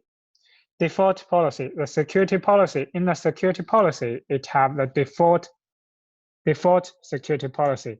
In the default security policy, it matched all the traffic. The action is denied. Okay, the action is denied. Is it okay now? The sound is missed. Is it okay? Okay. It depends on the mechanism of the zone. Actually, this you need to, we will verify it. Okay. By default, it has the default security to drop all the traffic. So we need to verify whether this question is right or wrong. So we change it to the change the default policy to permit. It means permit all the traffic through the firewall. You can see we change the action to permit. It means on firewall, we permit the traffic, all the traffic, any traffic can through the firewall. Okay. So after that, we double click the firewall. On the firewall, we ping the terminal device. For example, on firewall 1, we ping PC1 or PC2. If it's reachable, it means even the interface have not added to the zone, it can send the traffic out. If the firewall cannot ping PC1 or PC2, it means the traffic have not, the interface have not added into the zone. It cannot send the traffic out. Okay. So next we use ping to ping the PC1's IP address 172.16.1.1. Now you can see the request timeout.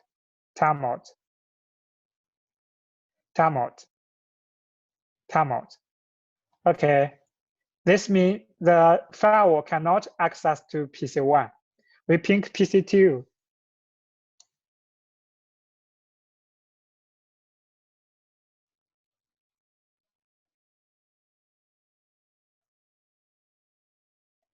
Okay, you can see the firewall is still cannot to ping PC2. It means the firewall, if the interface have not added into the zone, the firewall cannot send the traffic out through the interface. Next, we will add the different interface into the different zone. Okay, we add interface G100 into trust zone. It means this interface connect to the campus network. We believe the traffic in this area.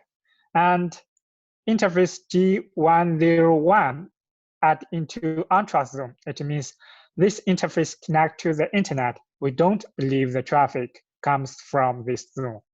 Okay, so here we will turn to the firewall, click network. Here we can click you can see the list zone. For the interface G100, the zone is 9. We click this button. Add the interface into trust zone. Okay. Next, interface G101. It connects to the internet. We add it into untrust zone. Now you can see interface G100 can add into trust zone. Interface IP address is 172.16.1.254. Interface G101 add into untrust zone. IP address is 100.1.1.254. The policy, default policy, we have changed it to permit. It means permit all the traffic. Next, we will test again. On the web interface, you can see here they have a button CLI console. Click it. This also changed to the command line. It means on the GUI interface, you can use the user interface to configure the firewall. You can also use command line to configure the firewall. Okay, so here we use a command line to ping PC1's IP address. Now you can see it's reachable now. We ping PC2.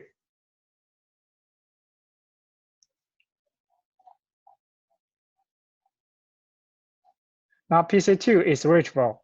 Again, we ping PC3, 100.1.1.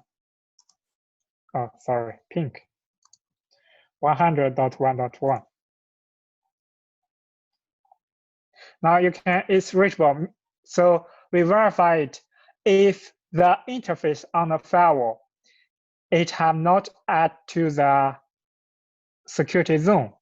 This interface cannot send the traffic out or receive the traffic from this interface. Okay, so the first thing, when you configure the firewall, first you need to add the interface into a specific security zone. After that, this interface can send the traffic out through this interface. Okay, this is the first question. Do you have any questions?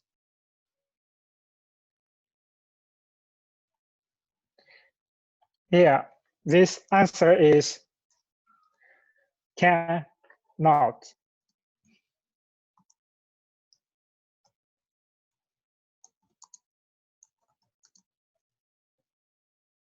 Okay. Next, how to use a security policy to control the traffic.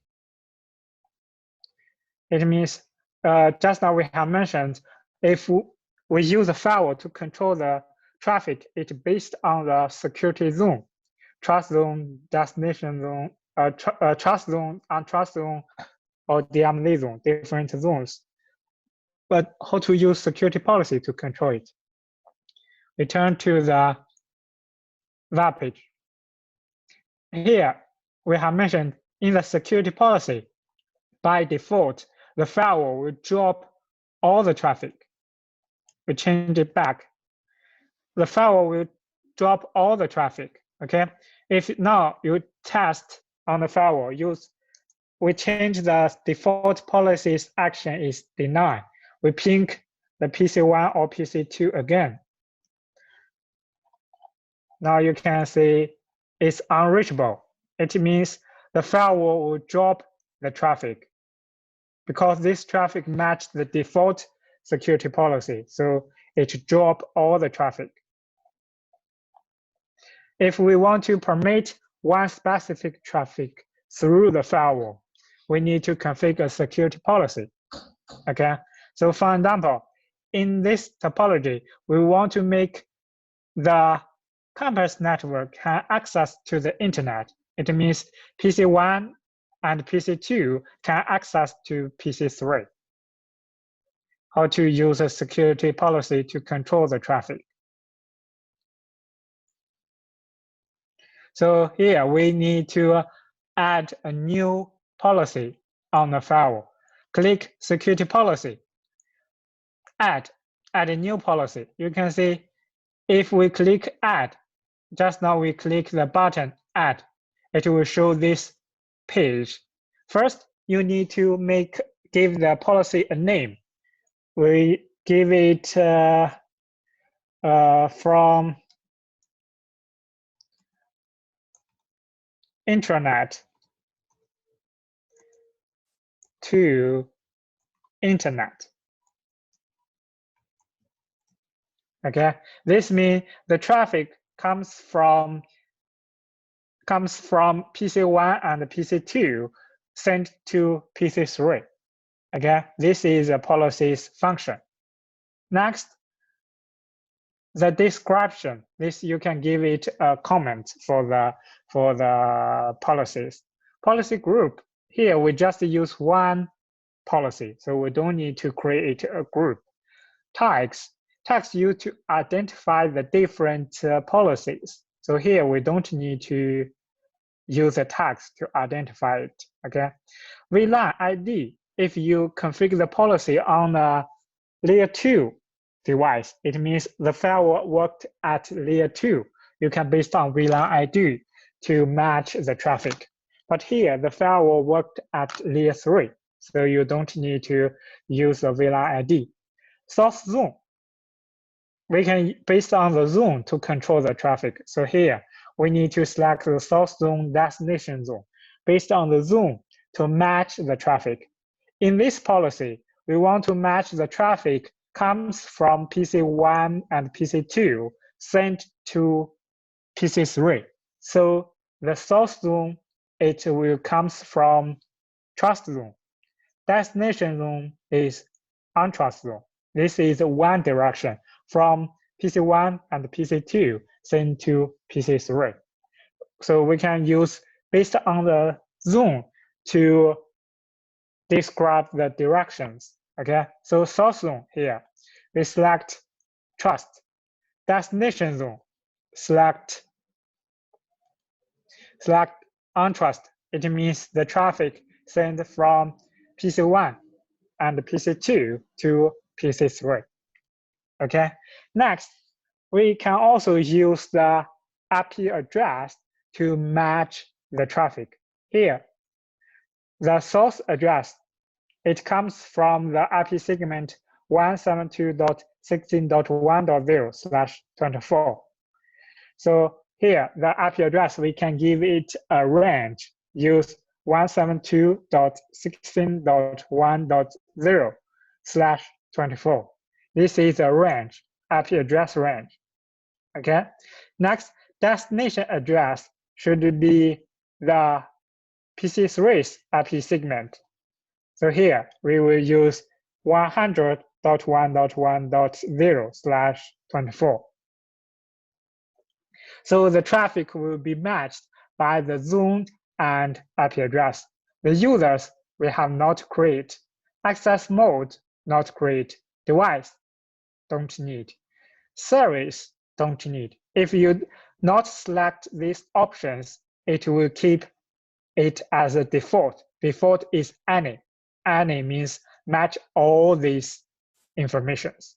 Okay, match all the service, match all the applications. Okay, next, URL categories. We have not enabled URL filter function. So here we don't need to select it. Schedule. You can configure a time range to permit the traffic. For example, you only permit the users communicate to each other on the working day, but on the weekend, they cannot access to each other. So you can configure a schedule to manage the traffic, okay? If you don't need, keep it at the default, okay? Action, here we permit, click OK. Yeah, after that, you can see we have add a new policy. The policy's ID number become 1. The default policy's number become 2. It means the new policy's priority is higher than the default policy.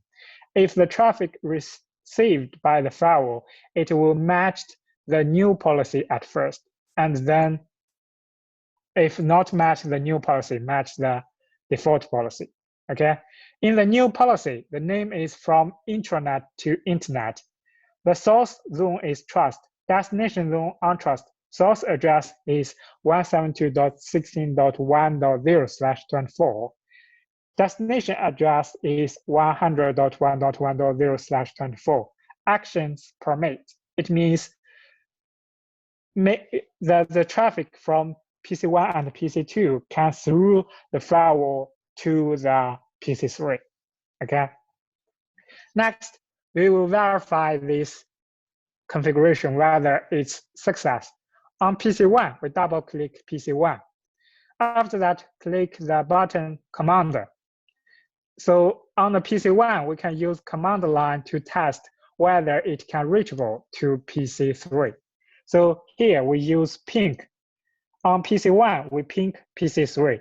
If it's reachable, means the traffic can through the firewall. Okay. If not success, it means PC1's traffic cannot through the firewall. Okay. We ping. Now you can see PC1, on PC1, we ping PC3. It's reachable. It means on the firewall, it has permit the traffic from PC1 to PC3. Okay. We test on PC2.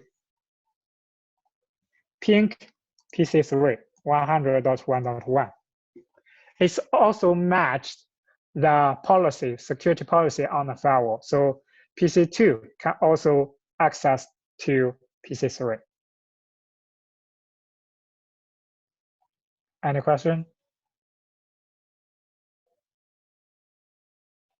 How exactly measured of the zone? How exactly metric of the zone effect to the traffic? We can use a ping to test whether it's worked. Okay. Next,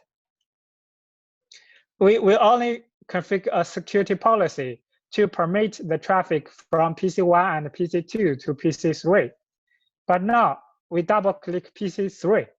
Okay. On PC3, is it reachable to PC1 or PC2?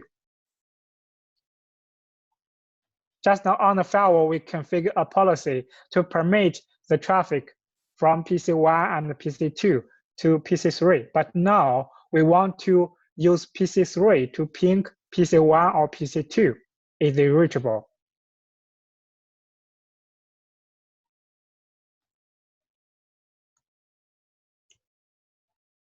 Can or cannot? Do you have any ideas? For example, here on PC3, we ping PC1, 172.16.1.1. Is it reachable?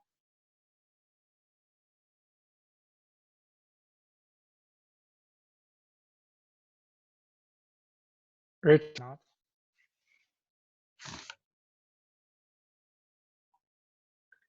No, no. Yeah, you are right. Let's test. On PC3, ping PC1. Timeout, timeout, timeout, timeout. Okay. We ping PC2. Timeout. It means PC3 cannot access to PC1 and PC2. What's this mean? Just now we have configured a security policy, right? So this policy just permit one direction's traffic. The direction is from PC1 and PC2 to PC3. This is outbound direction, right? But if PC3 ping PC1 and PC2, this is inbound direction. On the firewall, it have not permit the inbound directions traffic. So the firewall will check the security policy. It have only two policy. One is the outbound security policy permit the inbound directions not match the first one. So it matched the second one, the default policy. So the firewall will drop the traffic from PC3 to PC1 and PC2. Okay. If you want to make PC3 can access to PC1 and PC2, here you need to add a new policy. The name is from internet to intranet. Okay. So in this policy, we need to select the source zone should become untrust because the traffic comes from the internet. Destination zone is trust to the campus network. Source address is the PC3's IP segment 0/24. Okay. And destination is the PC1 and PC2's IP segment 172.16.1.0/24 select. Okay. Next action is permit. Now you can see this is two directions permit. One is outbound directions. The first one is outbound from intranet to internet. Second one is from internet to intranet. This is inbound. The two directions traffic we have permit. Let's test again. Double click PC3. Use a commander to test ping PC1's IP address. Let's test.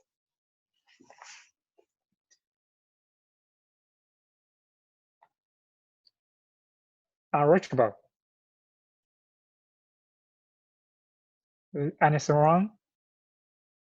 Untrust trust 100.1.1 72.1.0.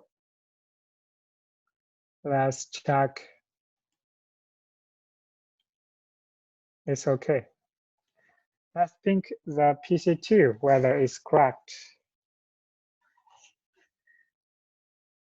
Now you can see it ping PC2 success. Let's ping PC1 again.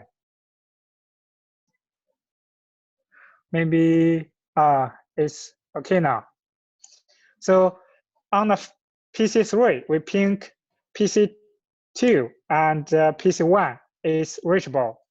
Means the configuration of the policy take effect on the firewall. You can see the hit. There have 15 packets have matched this security policy. The first one have 10 packets matched 10 times, not 10 pack, 10 times matched for the security policy. Okay. So this is verified for the security policy control. How to use the security policy to control the traffic. For this test, you need to know the security policy, it have the directions. When you configure the security policy, you need to point or to design to tell the firewall which directions traffic you want to permit. Okay. For one communications between the device, it have two directions, outbound and inbound. The two directions permissions, two directions you have permit, the device can communicate to each other. Okay.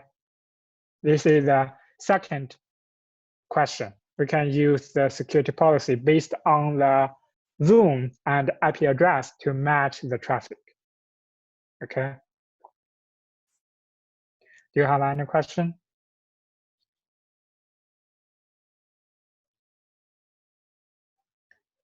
No question. Okay. Next, another question. Can I use one policy to match one security policy to match the two directions traffic? Are you clear? Just now we have configured two policy, each of the policy to match one direction's traffic. Can I use one policy to match two directions traffic? It means, can I use one security policy instead of these two policies? Can or cannot?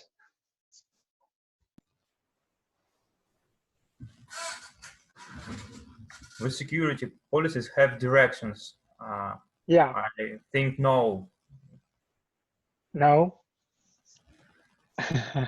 Actually, it can. We can use one policy to match two directions.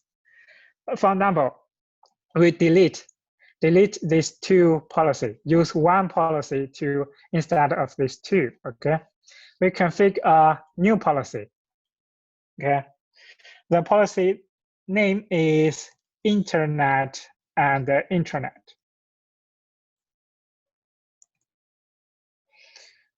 The intranet. It means these two directions.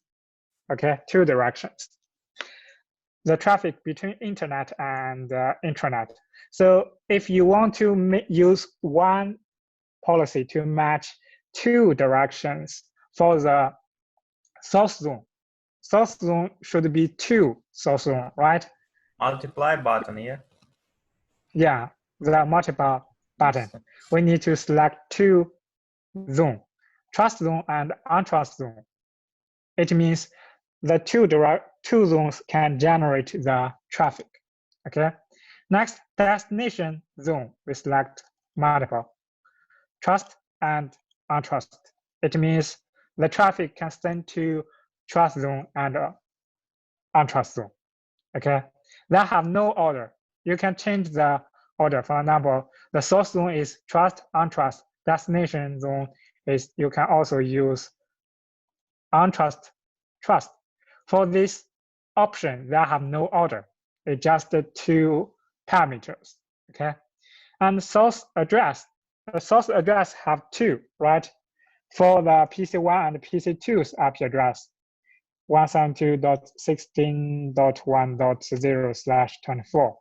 This is one IP segment act as the source address. Another one is 100.1.1.0/24. So you can see for the source address, we have two parameters now. Okay. Next, we need to configure the destination address.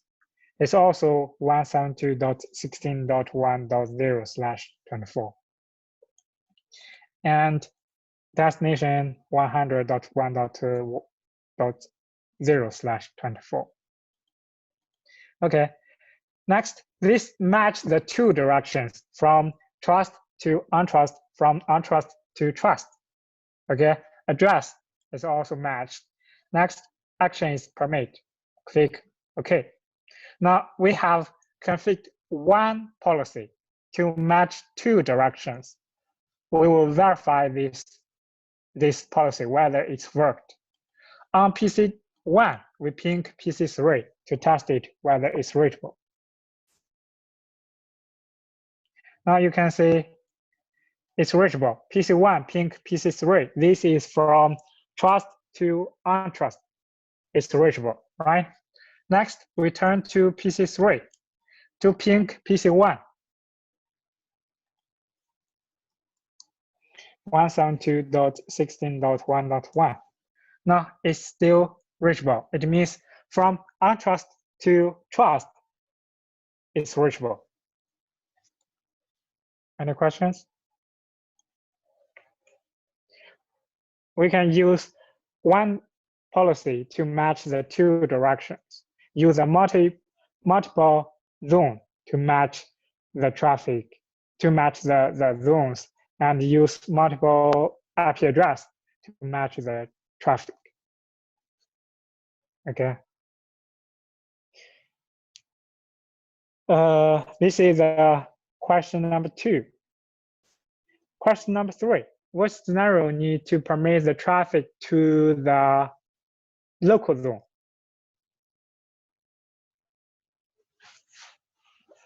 Do you have any ideas? What scenario we need to permit the traffic to the local zone? When we need management, yeah. When we need to configure management on our security device, because local zone is device itself. Yeah, you're right.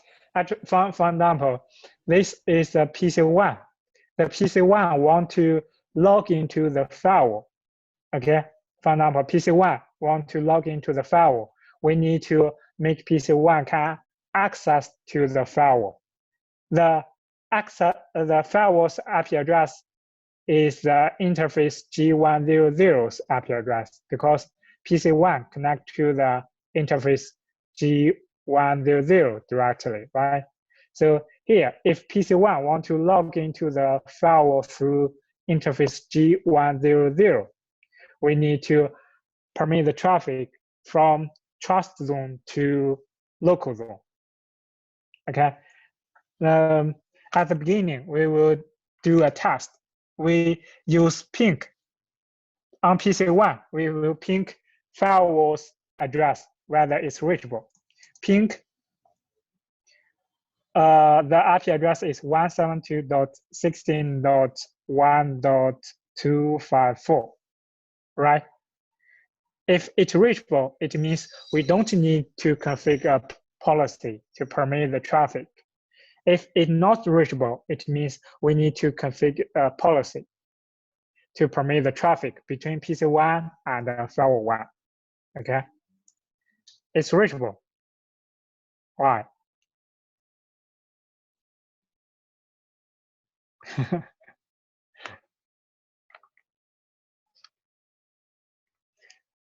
Do you remember?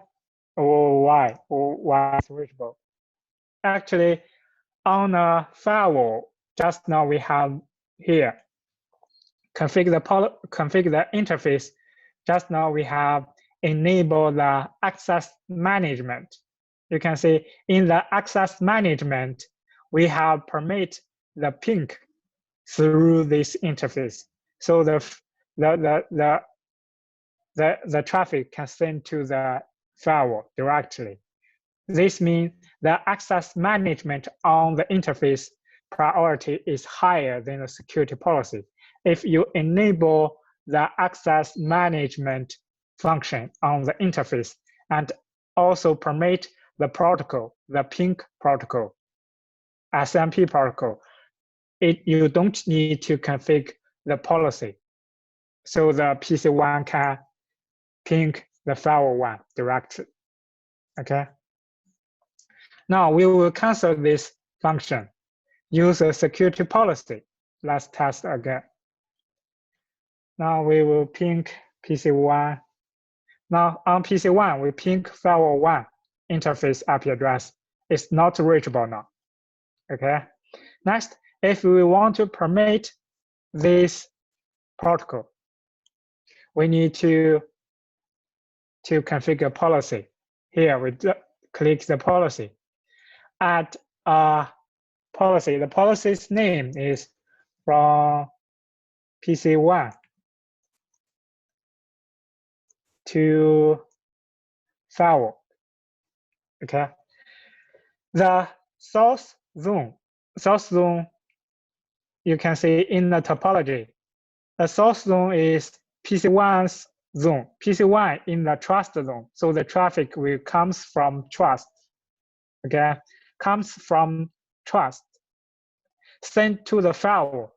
On the firewall, it belongs to local zone. Okay, so the direction is from PC1 to local firewall zone. Next, the source address is 172.16.1.1/32. 32 means this IP address is a host IP address. Okay, it's a specific IP address, not the IP address range. Okay, 172.16.1.1/32. Next, destination is 172.16.1.254/32. This means the traffic comes from PC1 sent to firewall interface. Action permit. Okay, now we configure a policy. Permit the traffic. Let's test again. Now you can see it's reachable now, right? If we change, you forgot, for example, you configure the wrong destination zone, not select local, you select untrust or select the trust. If you think the interface have been added to the trust zone, so the firewall's interface also trust zone. Let's test again. This means send the traffic from trust to trust. IP address is right, but the destination zone is wrong. Let's test whether it's reachable. Now you can see it's unreachable. So it means the destination zone configured wrong. So the policy have been not matched by the firewall. It will drop the traffic. Okay, so we change it back. Destination zone should be local. It's sent to the firewall. You need to remember, if the traffic is sent to the firewall, the destination zone should be local. Okay. Click OK. Test again. PC1 sent traffic to firewall. It's reachable now. Okay. Any question?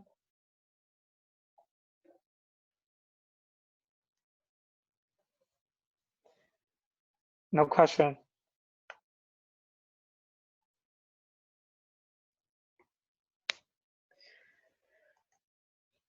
Okay. So you need to know the third question.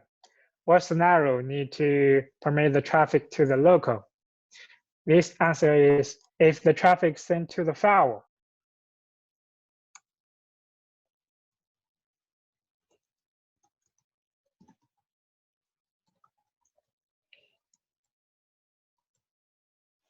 The traffic is sent to the firewall. You need to permit the traffic to the local zone. Okay.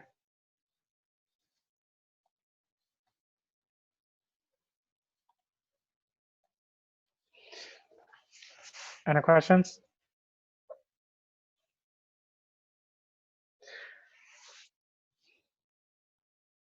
If you have no question, next, the fourth question, how to make an exact match of the policy. This, for example, another scenario.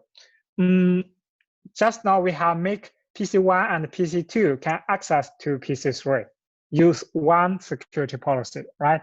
So, but now we change our requirement. We permit PC1 can access to PC3, but we not permit PC2 access to PC3.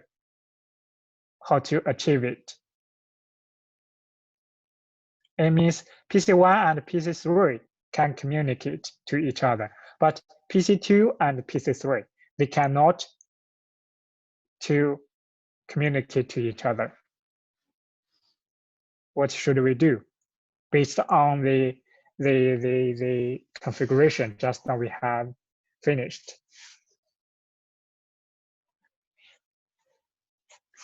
Do you have any ideas? PC1 and PC2 in the same IP segment. What should we do?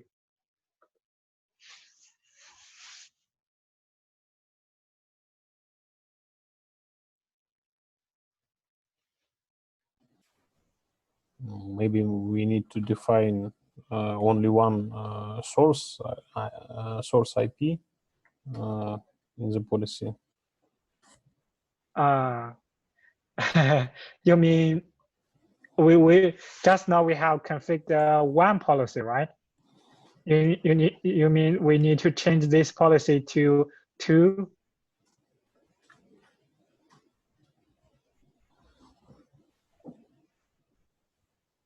Right? No, I think we need to change only and defined only one IP address,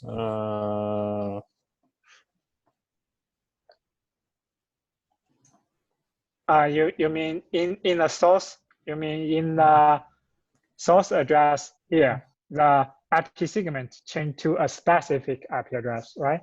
yes. We change it to 172.16.1.1/32, right? Right. Yeah, it can reachable. It can make it success. This one solution. Another one, you can actually, for example, in this scenario, we only have 2 pieces. If you have several pieces, maybe 10 or hundreds pieces, how to achieve it?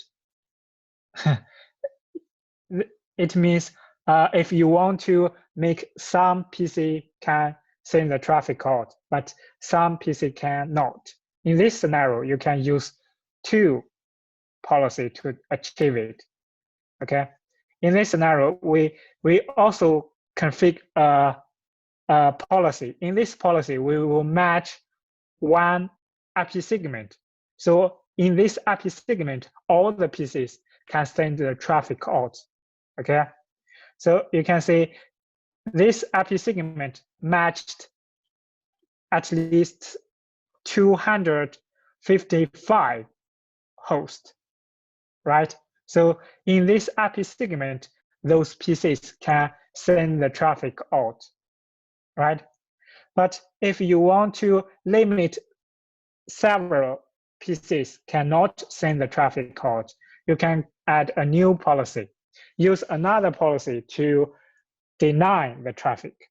Okay, for example, we have permit most of the PC's traffic, but want to deny a few PC's traffic. We can use another policy, PC2 deny.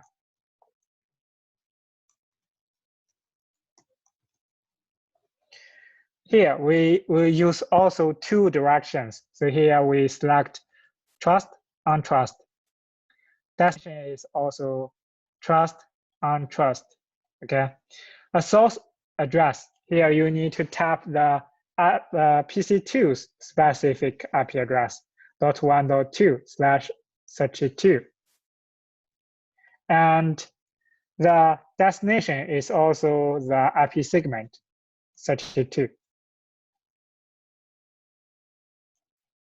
Okay, the destination is also the same 1.2/32. Use the host IP address to match the traffic from the PC2.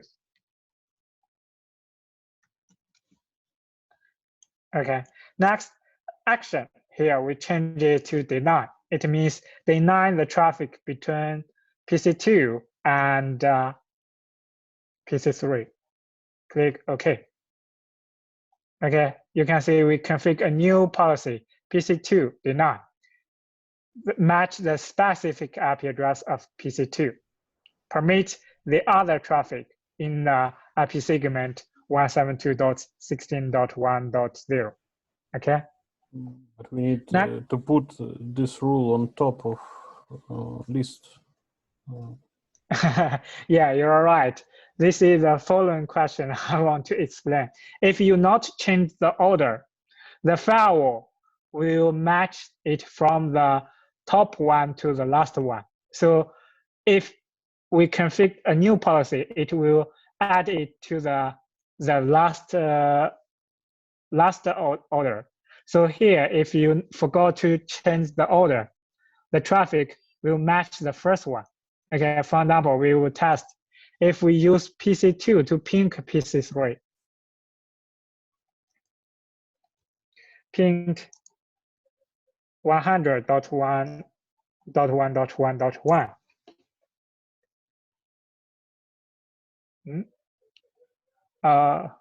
The PC2 ping PC3 is unreachable. I check. We have not changed it. We have not changed the order. It should be reachable. 100.1.1.1. Let me check pink 100.1.1.1. Okay, it's reachable now. The PC2 is reachable to PC3, even we have configured the policy, because the firewall will match the policy from one to last, one by one. The traffic comes from PC2 will match this policy, right? Because this policy, in this policy, the source IP segment is matched the PC2's address. So it will permit this traffic. So the last PC2 deny policy cannot be matched. You need to change the order. So here, select the policy PC2 deny. Click here, the button move. Move to the top. You can see PC2 deny change to the first policy. The others will be following this policy.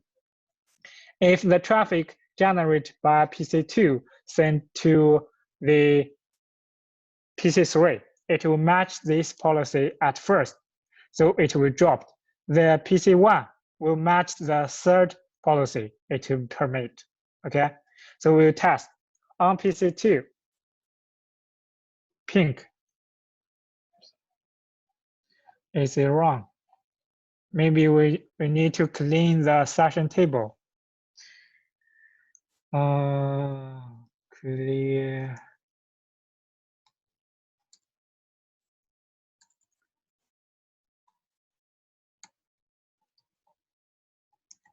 Cannot clean. Clear. Let me try.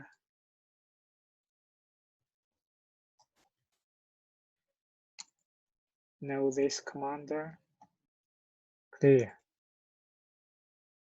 Configuration. They have no sessions. We need to wait the session table timeout. It will take effect. Let's test again. Okay. PC2 sent to PC3 is still reachable. 172.2 trust on trust deny. Let me check whether they have wrong.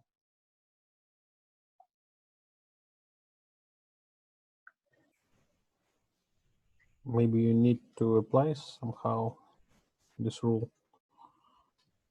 We don't need to apply. After our configuration, this will apply on the firewall. I mean, this is the session tables.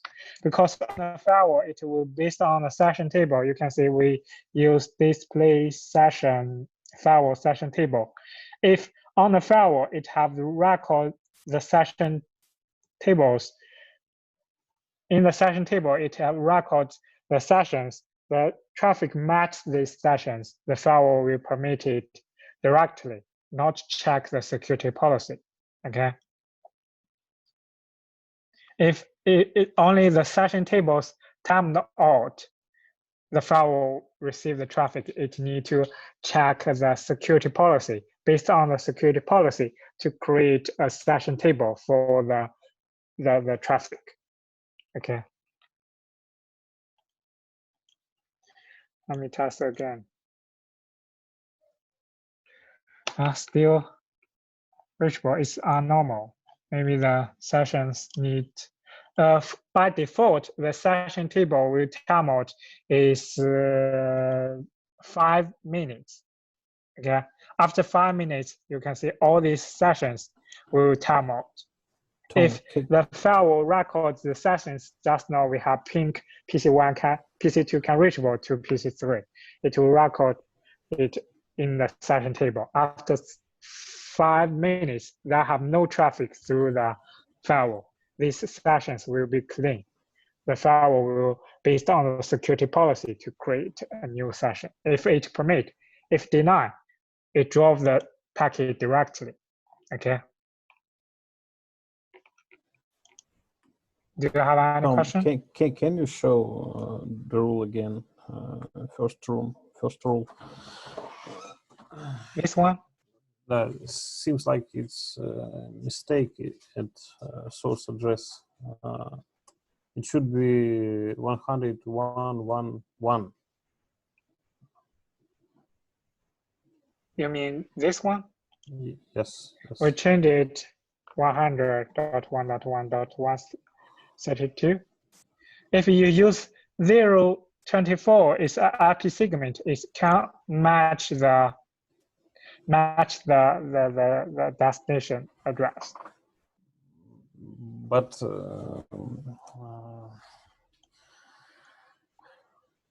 okay, we changed it. Try again. You write 100.1.1.0, but you use 32 mask before. You mean just now we write the mask is 32, right? We use 024. No. This is the IP segment. No, in between redaction.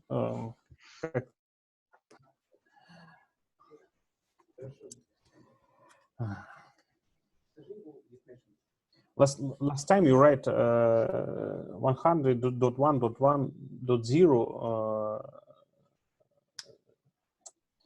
and use mask by 32. I write wrong. It should be 24. Yes. So maybe because of this rule not working correctly. Like this. Okay. Let me check.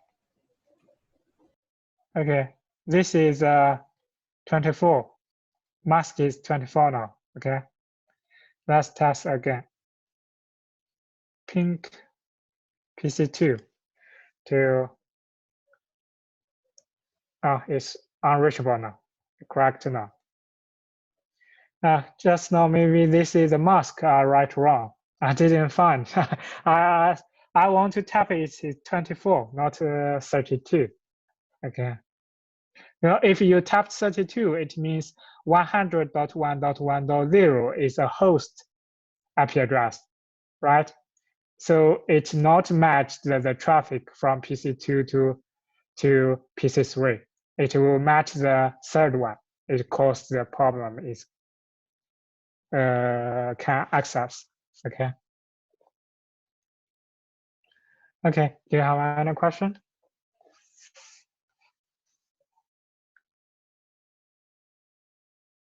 Okay. The last question 5. Is the security policy in order when it matched? It have order, right? Just now we have configured the policy PC2 deny. We need to change the order. We have show. You need to change it from the last to the top one, so the traffic can match it. The firewall's working principle, it will match the traffic from the first one to the last one by one. If the first one not matched, it will check the second one. Second one not matched, third one. Okay, it will check one by one. If all the policy you have configured not matched, it will match the default policy. The default policy is the last one. Okay, it will drop all the traffic. Okay. On a firewall, the working principle is if you have the traffic is the first time received by the firewall, it will check the security policy at first. If the security policy permits the traffic, it will create the session table for the traffic record the information, for example, the source zone, destination zone, source address, destination address, application protocols, interface, outbound interface, next hop, all those information record in the session table. After that, the following traffic comes to the firewall. The firewall will check the session table. If the session table permits the traffic, it will send to the next hop. Okay. If the traffic comes to the firewall for the first time, it's denied. It's not created the session. It will drop it. Okay. This is the firewall's working principle. Do you have any question?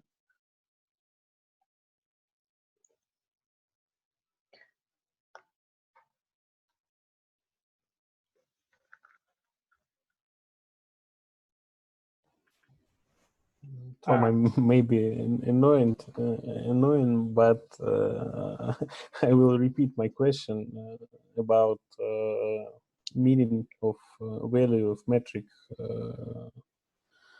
at different zones. Looks like it's just uses to simplify management, but I don't really understand. It's first time when I encountered the term of zones used like this. So can you explain why we really need to change values of metrical zones? You mean here, there's a zone, we need to configure the priority value, right? Yes. By default, you can see that have 4 zones, right?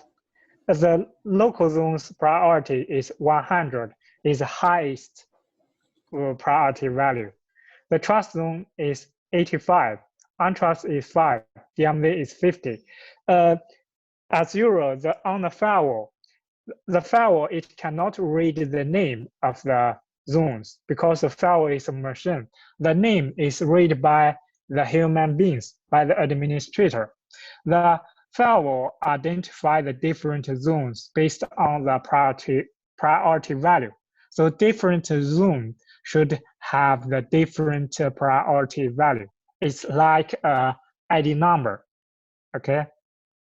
But when you give the priority value for the different zone, the zone is more safe. You need to give it a high priority value. For example, the local zone, it belongs to the firewall, so it have the highest priority value. The trust zone, as usual, it connect to the campus network, internet. So we give it the priority is 85. The priority value is higher. It means this zone is more safe. Okay. So when you configure the priority value, when you configure the zone, for example, we add a new zone. We have 2 interfaces on the firewall connect to the internet. One interface connect to SP1. The priority value, we can't give it the priority value for the default zone's value because this priority value must be unique. Okay, so here we select a priority, for example, 40. 40, it have not to be used, right? Next, this you can give it some description. Maybe say this is connect to the SP1 to the internet. And after that, add one interface. For example, the interface 102 connect to the SP1. You can add it, select it to the SP1. Okay, after you can click OK. Now you can see the SP1 priority is 40. It connects to the internet, so we don't leave the traffic to the from this zone. So we give it a lower priority value. Okay. one interface has been added to the SP1. If you want to add another one, SP2, this means another interface connect to SP2. You can give it 41. You cannot give it 40 because 40 have been used by SP1. Again, add an interface into it. Now you can see we have created two zones. These zones have different priority value. We use the priority value to identify the different zones. Okay, the priority value is lower. It means this priority is not safe. Clear?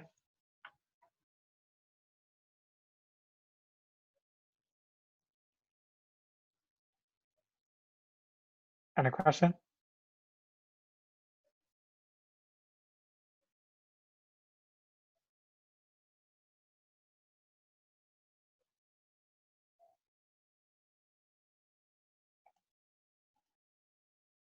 Okay. If you have no question, all the topics we have introduced, we give a summary for the topics. Okay. The first day we have introduced how to use firewall to control the traffic. It will be based on the security policy. Okay, based on the security policy. For the firewall, you have two methods to log into the firewall. The first one, you can through the console port to log into the firewall. Let me check whether we can see the specific. This port setting. No. On the firewall, it has a console port. Can through the console port to log into the firewall, and the default username and password admin at 123. Okay, but the console port only support configured by the command line. Next, you can use GUI to log into the firewall. Okay, use GUI, you can configure the firewall by user interface and also command line. Okay, if you want to log into the firewall, you can use two URL, HTTP or HTTPS. If you use HTTPS to log into the firewall, you need to add the port number. Okay, next, on the firewall, we have introduced it based on the security zone to control the traffic. The firewall have two type zones.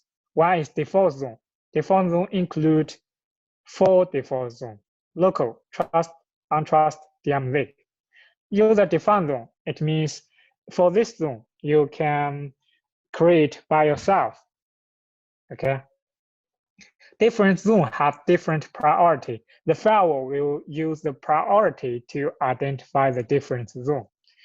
The priority value is higher. It means this zone is more safe. Okay. And working principles for the firewall. The firewall, you can deploy it at the border of the network or deploy at in front of the server to protect the server. If you deploy it in the border, it will control the traffic between internet and intranet. If you deploy it in front of the server, it can defend or check the traffic to the server. This we have introduced to use this topology. We use two firewalls to control the traffic for the different scenarios. Firewall 1 control the traffic between internet and department.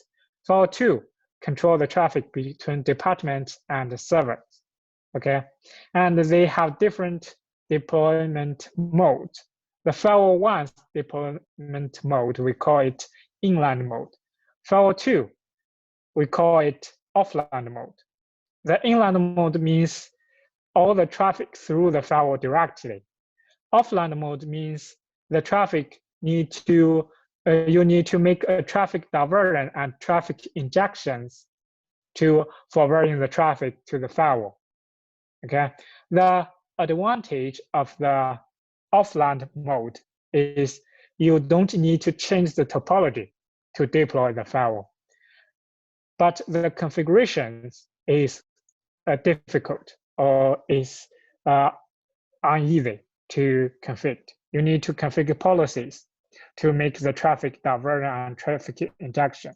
Okay, but the advantage of inland mode is the configuration is easier than the offline mode, but you need to change the topology to give the IP address and select the options of the firewall. Okay, this is the difference of these two modes. And for the firewall, the firewall just now we have shown the firewall have different mode. It can work at layer 2. We call it switching mode. The firewall can also work at routing mode. This is worked at layer 3. Okay, the layer 2 mode we can also call it transparent mode. And if you configure the security policy to permit the traffic, the firewall will check the security policy one by one from the first one to the last one. Okay, if one of the policy matched, the firewall will based on the action to deal with the traffic. Okay, if all the policies you have created not matched, the firewall will use the default policy to match the traffic, to drop the traffic. Okay, today's topic. Do you have any question?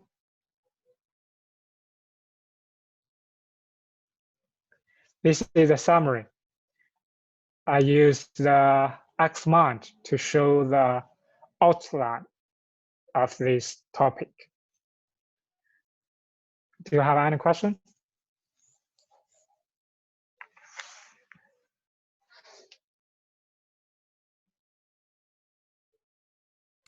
If I create a user-defined zone, I must create a list of prototype numbers and names of its. Yeah, these two parameters is you must be configured. Okay, you can see the two options. The zone name, you must give it a zone name. Priority, you need to give it because the firewall use the priority value to identify the zones. Okay. Any question?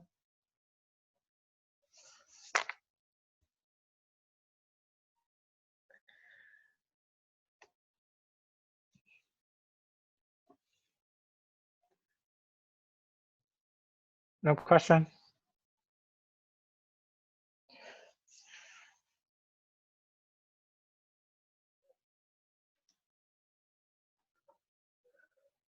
Okay, if you have no question, today's class will be end. Before end, I want to ask, do you have any suggestions for the class? Is it okay for today's topic? Do you have any suggestion? I have one question. I install ENSP emulator, and when I start router, I has error error code 2080 failed to start. How I can fix it? It cannot start the router. I installed VirtualBox, Shark, WinPCCap, and install the hardware emulations in ENSP emulator. And when I try, I create new project. I add You mean in the ESP, you select Yeah, a yeah, rotor, yeah. it cannot start, right? And I can't start. I has mistake code. You can select this one. They have different AR rotor, but as Euro, we'll use the rotor, this one. Select it, because some of these rotors, maybe sometimes you use it, have some problem. It cannot work normally.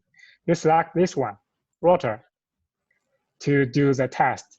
But before you use it, you need to select here. You need to reject all these devices. Let me check. Choose. You need select menu button, and then select tools. And after that, select register device. Select AR based, AC based, AP based, AD based, SSP based to register all these devices. If all the device can register successful, you can use it normally. If it register fail, you cannot use it. Okay, you can see here it show fail register. You want to show how? Yes, it will show how to fix it. Okay. I understand. Thank you. Okay. Any question? But if you use a firewall, the two firewall, USD 5000, it cannot use a GUI to configure it. Only USD 6000 can be configured by the GUI. If you want to use USD 6000, you need to import LS. You need to download the firewall's LS to import it. Okay. I will send you a document. I write a document to guide you to install the firewall or to log into the firewall use GUI. After this class, I will tell the assistant to forwarding this document to you. Okay. Let me check. Tom, can you say we need to download all VDI files from archive or only USG 6000? Sorry. For our labs, for security courses, we need all from link to send, or only you? You mean the links, the link type? No. VDI files, what compressed in zip archives and from file sharing mega.nz. We need all files or only one USG?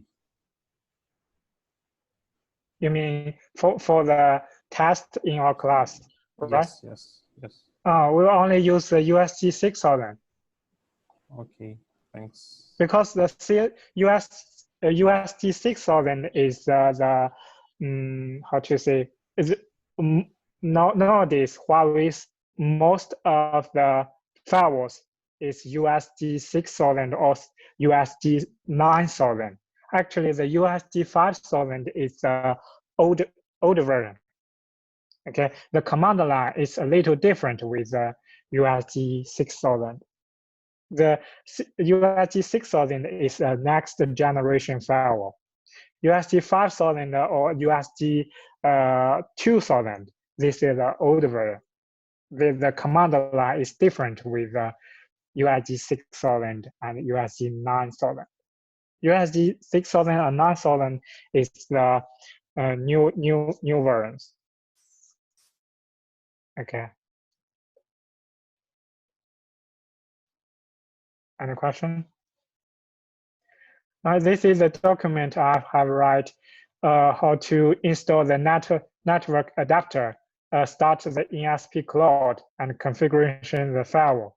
It will show you step by step how to log into the USC 6000 user interface. Okay. Any questions? Do you have any suggestions for the class?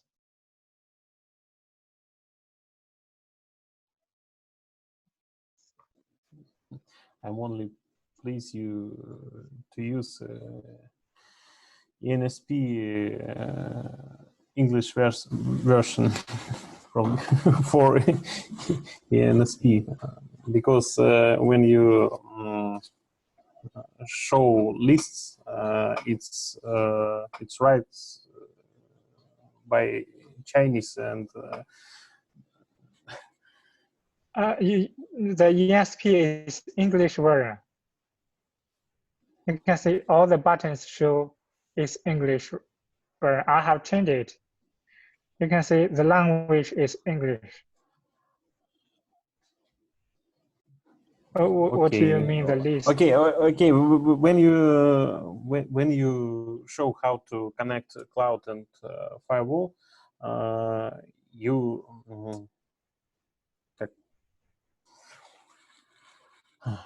List box. List box have some interfaces and they write on Chinese, so I prefer what you use Chinese version. I got it. Okay, and when I show those, I will introduce it, which one you have used. Just now you mean the on the cloud, right? In the cloud, here, right? This is Chinese, right?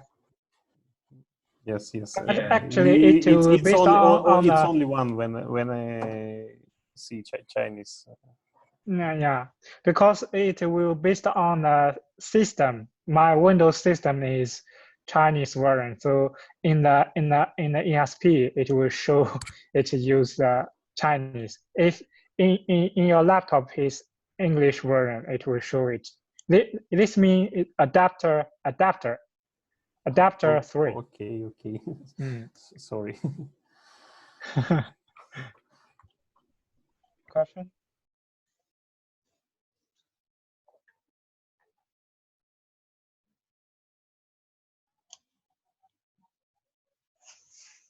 No question? No suggestion? Okay, if you have no suggestions, we will go on for tomorrow. And like this, we will use use the test, use the ESP to do the test and introduce the principles of the technology. Okay. Tomorrow we'll introduce NAT, how to use NAT to do the translation for the IP address.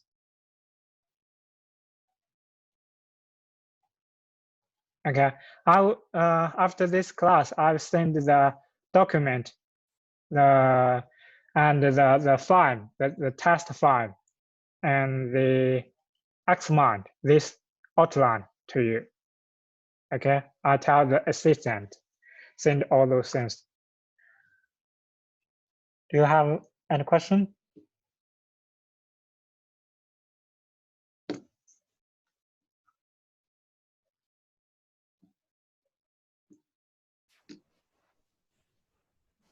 Yeah. I have no questions. Thanks for your lesson. Please. No question. Actually, in the file, this guidance, it have show the cloud, how to configure the cloud. If you just now you have not clear, here the second step, set up the ESP cloud. You can see this all the English. Okay. You can based on this to set the cloud to log into the firewall. Okay. So don't worry, I will send this guidance to you.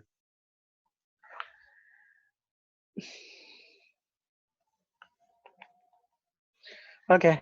If you have no question and no suggestion, we will see you tomorrow. Okay. Thanks, guys. See you tomorrow. I will end the